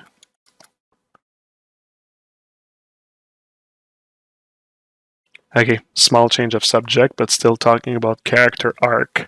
One of my favorite cartoon that I saw lately, not lately, but like in the past years, is Avatar: The Last Airbender. I found that the series was so well written. Actually, I like the sequel also, like Legend of Korra and that sort of stuff was also nice. But Avatar: The Last Airbender, woof, boy, man, that was something good. That was something really fucking good and memorable. And the movie was even better. Joking, it was not. But the series, man, holy moly, I would recommend it to anybody that likes to watch cartoon. And yes, it's kind of like for kids. Like the morals are like pretty it's pretty safe. It's a safe movie, a safe series. Like but you know what? I mean, good storytelling is good storytelling. Like who cares that it's who cares if it's actually like kind of like childish a bit or that sort of stuff? It's good. I mean, at the end of the day, man, I've came to realize that like sometimes like shows, even shows that are made for kids, sometimes I'm like, holy crap, man, that was like done with so much love. Thanks for the follow. Like, there's this show that's playing on well, I see it on Disney Plus. It's really it's a show for kids. It's like a show for kids of like, I don't know, probably like 4 or 5 years old, I would say. But the people that wrote the story, like they know that the parents are also watching with the kid, and they really made something incredible. The name of the show I'm talking about, maybe if there's like another parent, they'll know what I'm talking about. The show is called Bluey, like blue with a Y at the end, Bluey. And holy crap, man! Seriously, like we're talking about like Pixar that are really good at writing stories and stuff and such. Well, same category. It's just like really, it's incredibly well animated. It's really well written, and like there's like an episode I was like crying at the end. It was so cute. It was so well done, and yeah, it really did make me realize like I just like achieved like a new level of like wisdom I find when I saw that show. Just to realize that like some people like you can't judge a book by its cover, and even if like something is for a kid or whatever, you can just like find just like nuggets of like perfection here and there in some shows. So yeah, that would be my weird recommendation.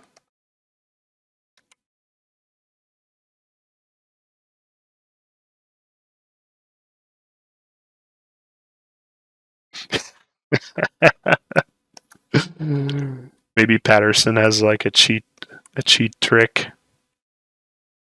Like he has like he puts like onions under his eyelids.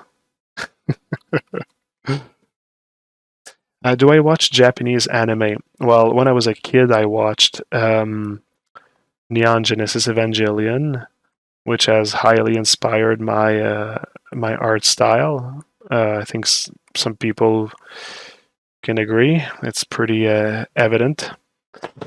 Um, I also I watched a couple of the other things. Well, I mean, I did watch a lot of things, but some of them I kind of like fell out of love with them. Like I did watch all the Dragon Balls. That was cool. Don't really watch them anymore. I watched a few Cowboy Bebops. That was cool as well. I read a few mangas as well. Like I read the Rurouni Kenshin, the Ranma. Ranma was pretty funny. My favorite manga to this day, though, is Berserk, which like right there you go, right there. Those are all the Berserks here. Very sad that the otter died.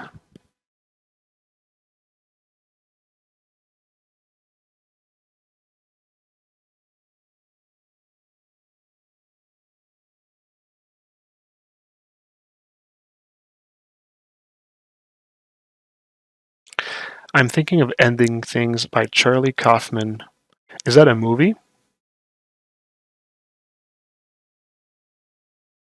Yeah. Here's your list, Eternian.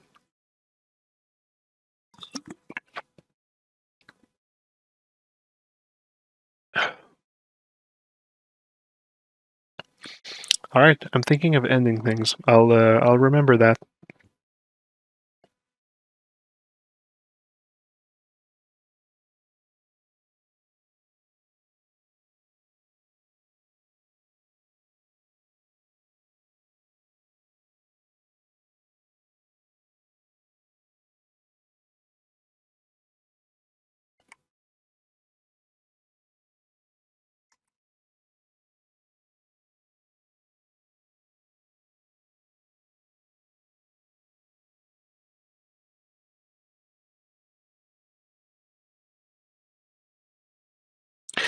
And I'm starting to realize today was really the talking episode, eh? I like did I did nothing so far. But we had a good time. I would say that we had a good time.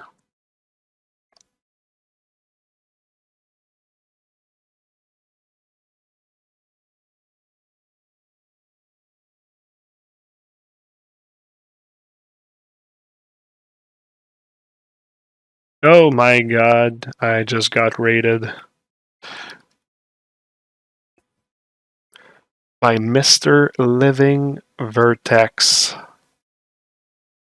Mr. Living Vertex, it's the second time you do that to me, man. Also caps lock.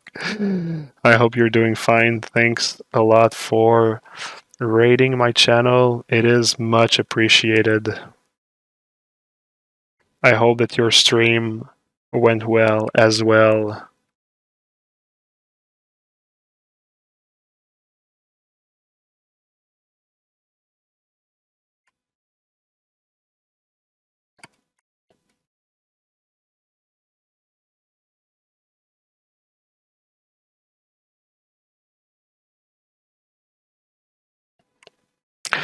Thank you, thank you.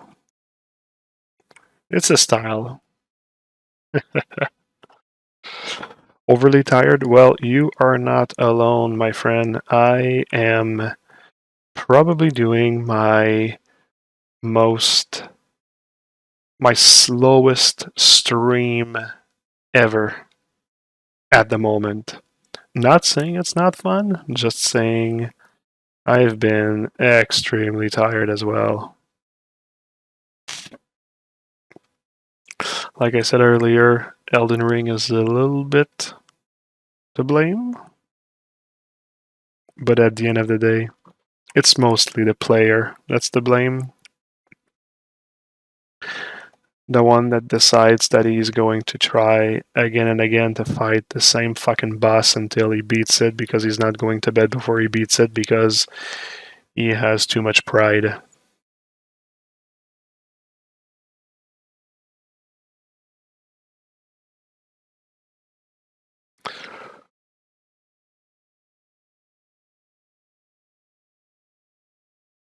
Yeah, man, everything is recorded on the stream. So if there's like something that you're interested in, like, and you have the time, I mean, go for it. You'll see it on one of my recordings for sure. It's all there.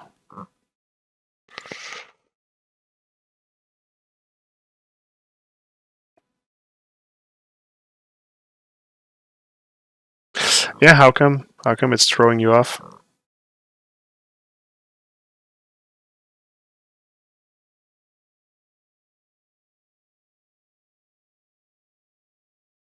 I haven't played it, by the way, so I wouldn't know.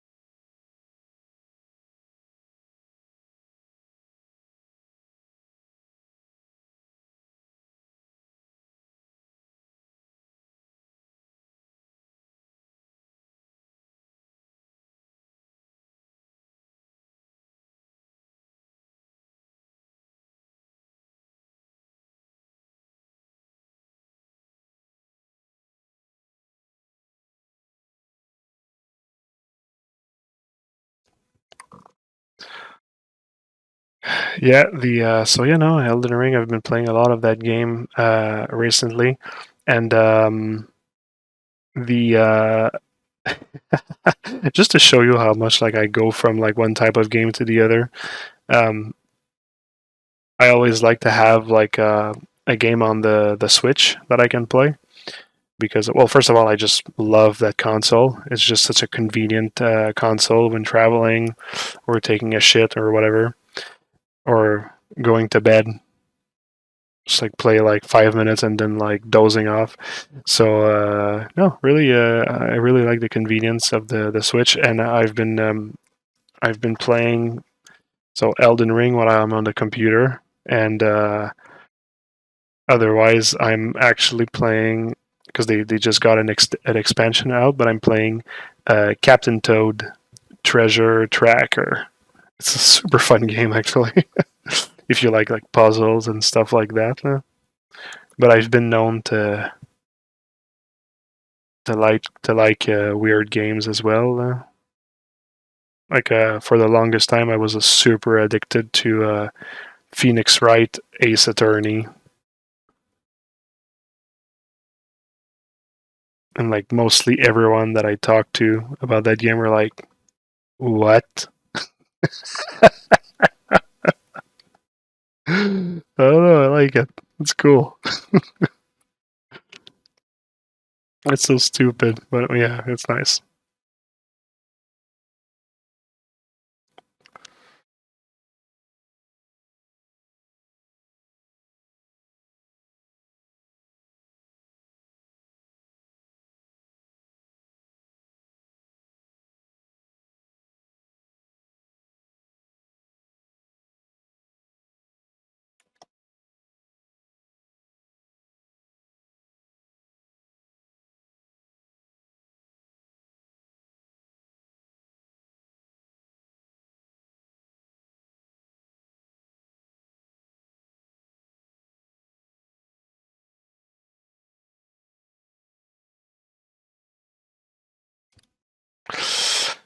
At this part of the modeling, something that I like to do is like start to work on the overlappings and stuff like that. So once you actually have your like I did at the beginning of the stream, I started to add the thicknesses on the parts, and I just make sure that the thicknesses are like of equal distance and everything. And once I'm done and I've made that pretty clean. It becomes like really easy to add details, like in the margins between the meshes, and like add those kind of like connecting elements one to the others, like this. So I find that there's like a payoff to that work at this point. Like right now, where I'm at with this part of the character is kind of like what I consider to be like one of the most fun part because I've established on my foundation of the meshes, and now it becomes more about like the design and that sort of stuff. So yeah, and I got my things on layers as well in case I need to revert back on a few things. But yeah, no, it's the fun part. Once again, the clay brush, really good for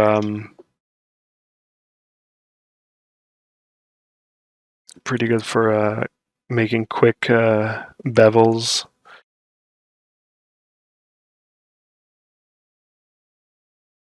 Once that you actually have did your first pass, you just do a second pass with H polish, and there you go. You have yourself a bevel. Bevel it or not, you have a bevel. Fucking funniest guy on the planet here.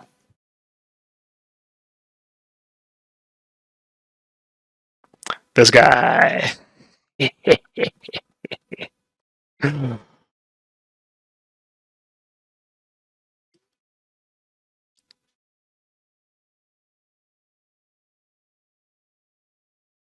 Wow. With the quantity of details on this kind of model, Do you manually retopologize it, all of it? Well, I never retopologize those characters because I never really end up like putting them in game or whatever.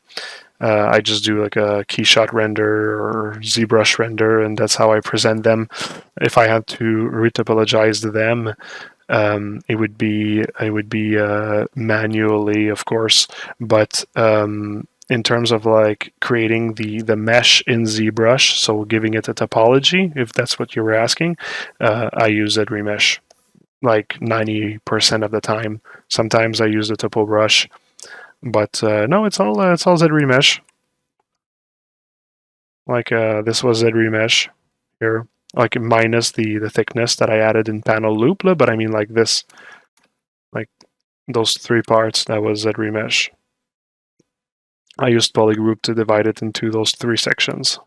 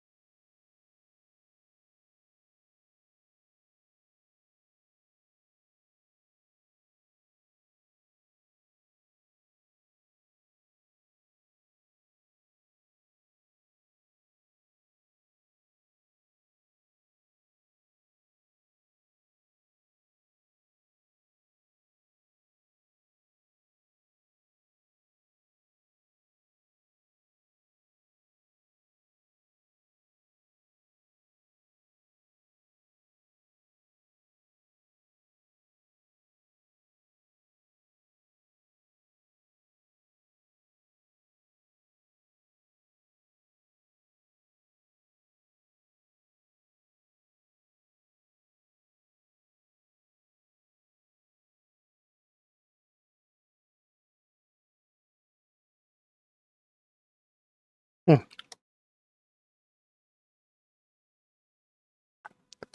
Oh wait, I don't have a layer for that. Huh.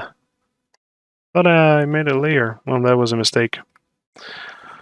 So I'll need to work around that.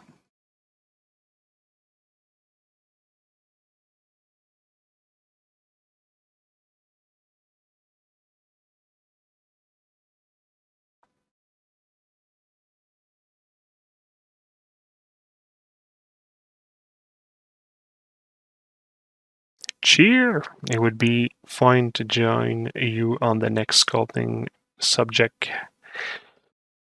Sculpt our own version. We could tag you when we post it and grow the chaos community. Thanks for streaming and creating a place to hang out while I sculpt.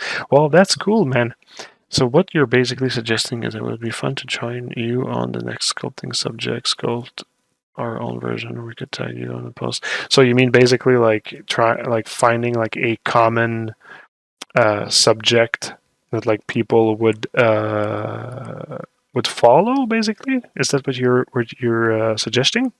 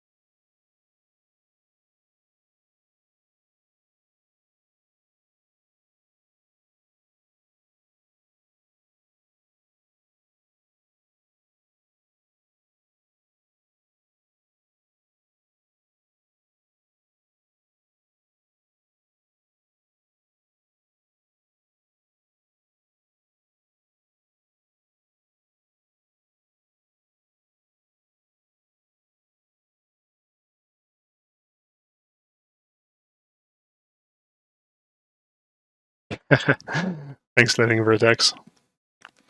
As a character artist, what kind of mission did you receive the most? 3D prints, game art? Oh, it's game art. I mean, that's how we started our business. There were so many people asking us to do like game stuff, and we realized that like we could just like teach people to do the same as us, and like have them work on us on like all the many projects we're working on. And this is basically like how we created like the company as it is. And personally, I like to work on the collectibles and such. But these days, I'm mostly interested into like creating my own like collectible series and that sort of stuff. Like that's what I'm working on. But yeah, I had a lot of fun working on collectibles. I love also like having them, collecting them, and once in a while also like I'll keep working also on like video game stuff, um, especially with the company.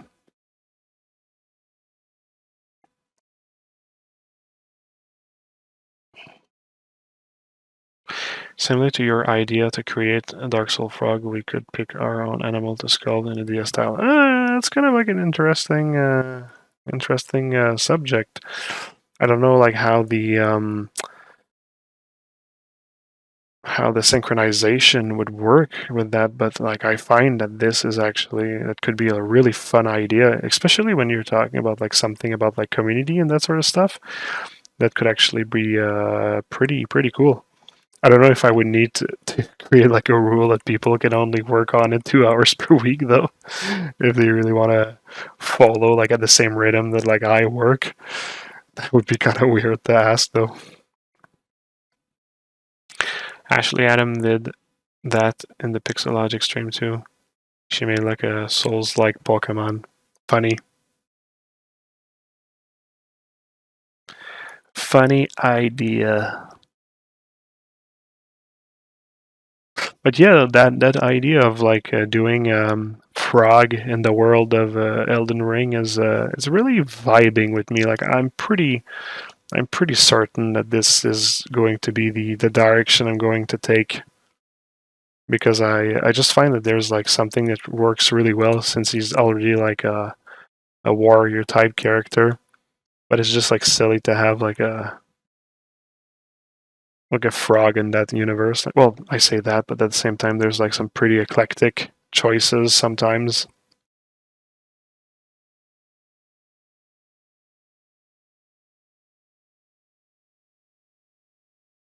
I don't know. I just find it can be fun. I remember your story you told of how you started, like from using Maya Max and then Mudbox, but once you discovered Zbrush, especially with the pen and exactly what you're looking for. Yeah, when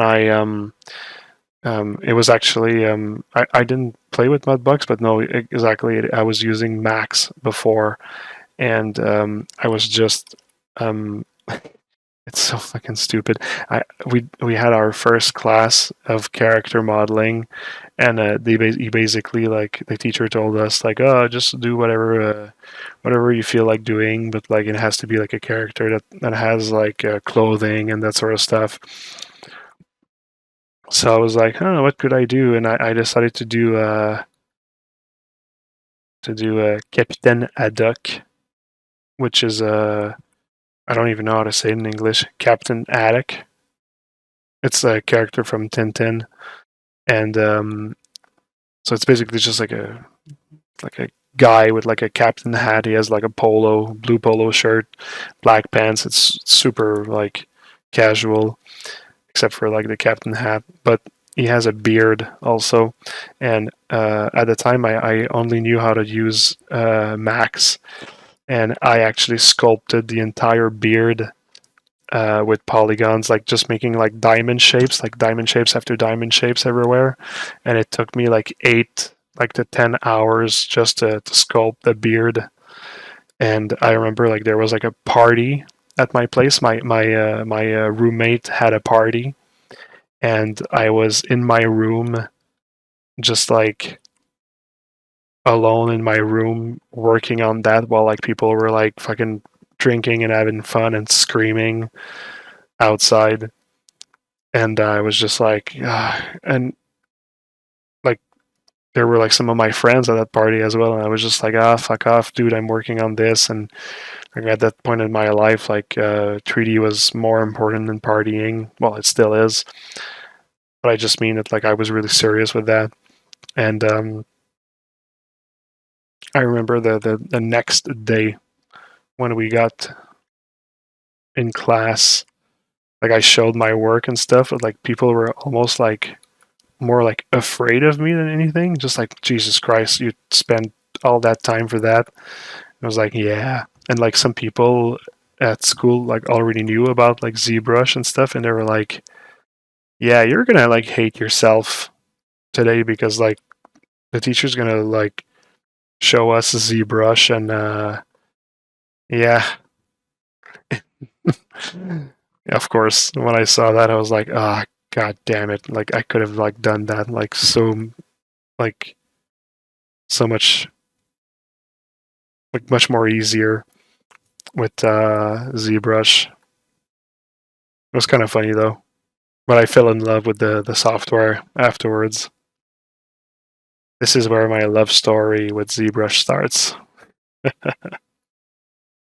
Mille millions de mille sabords, exactly.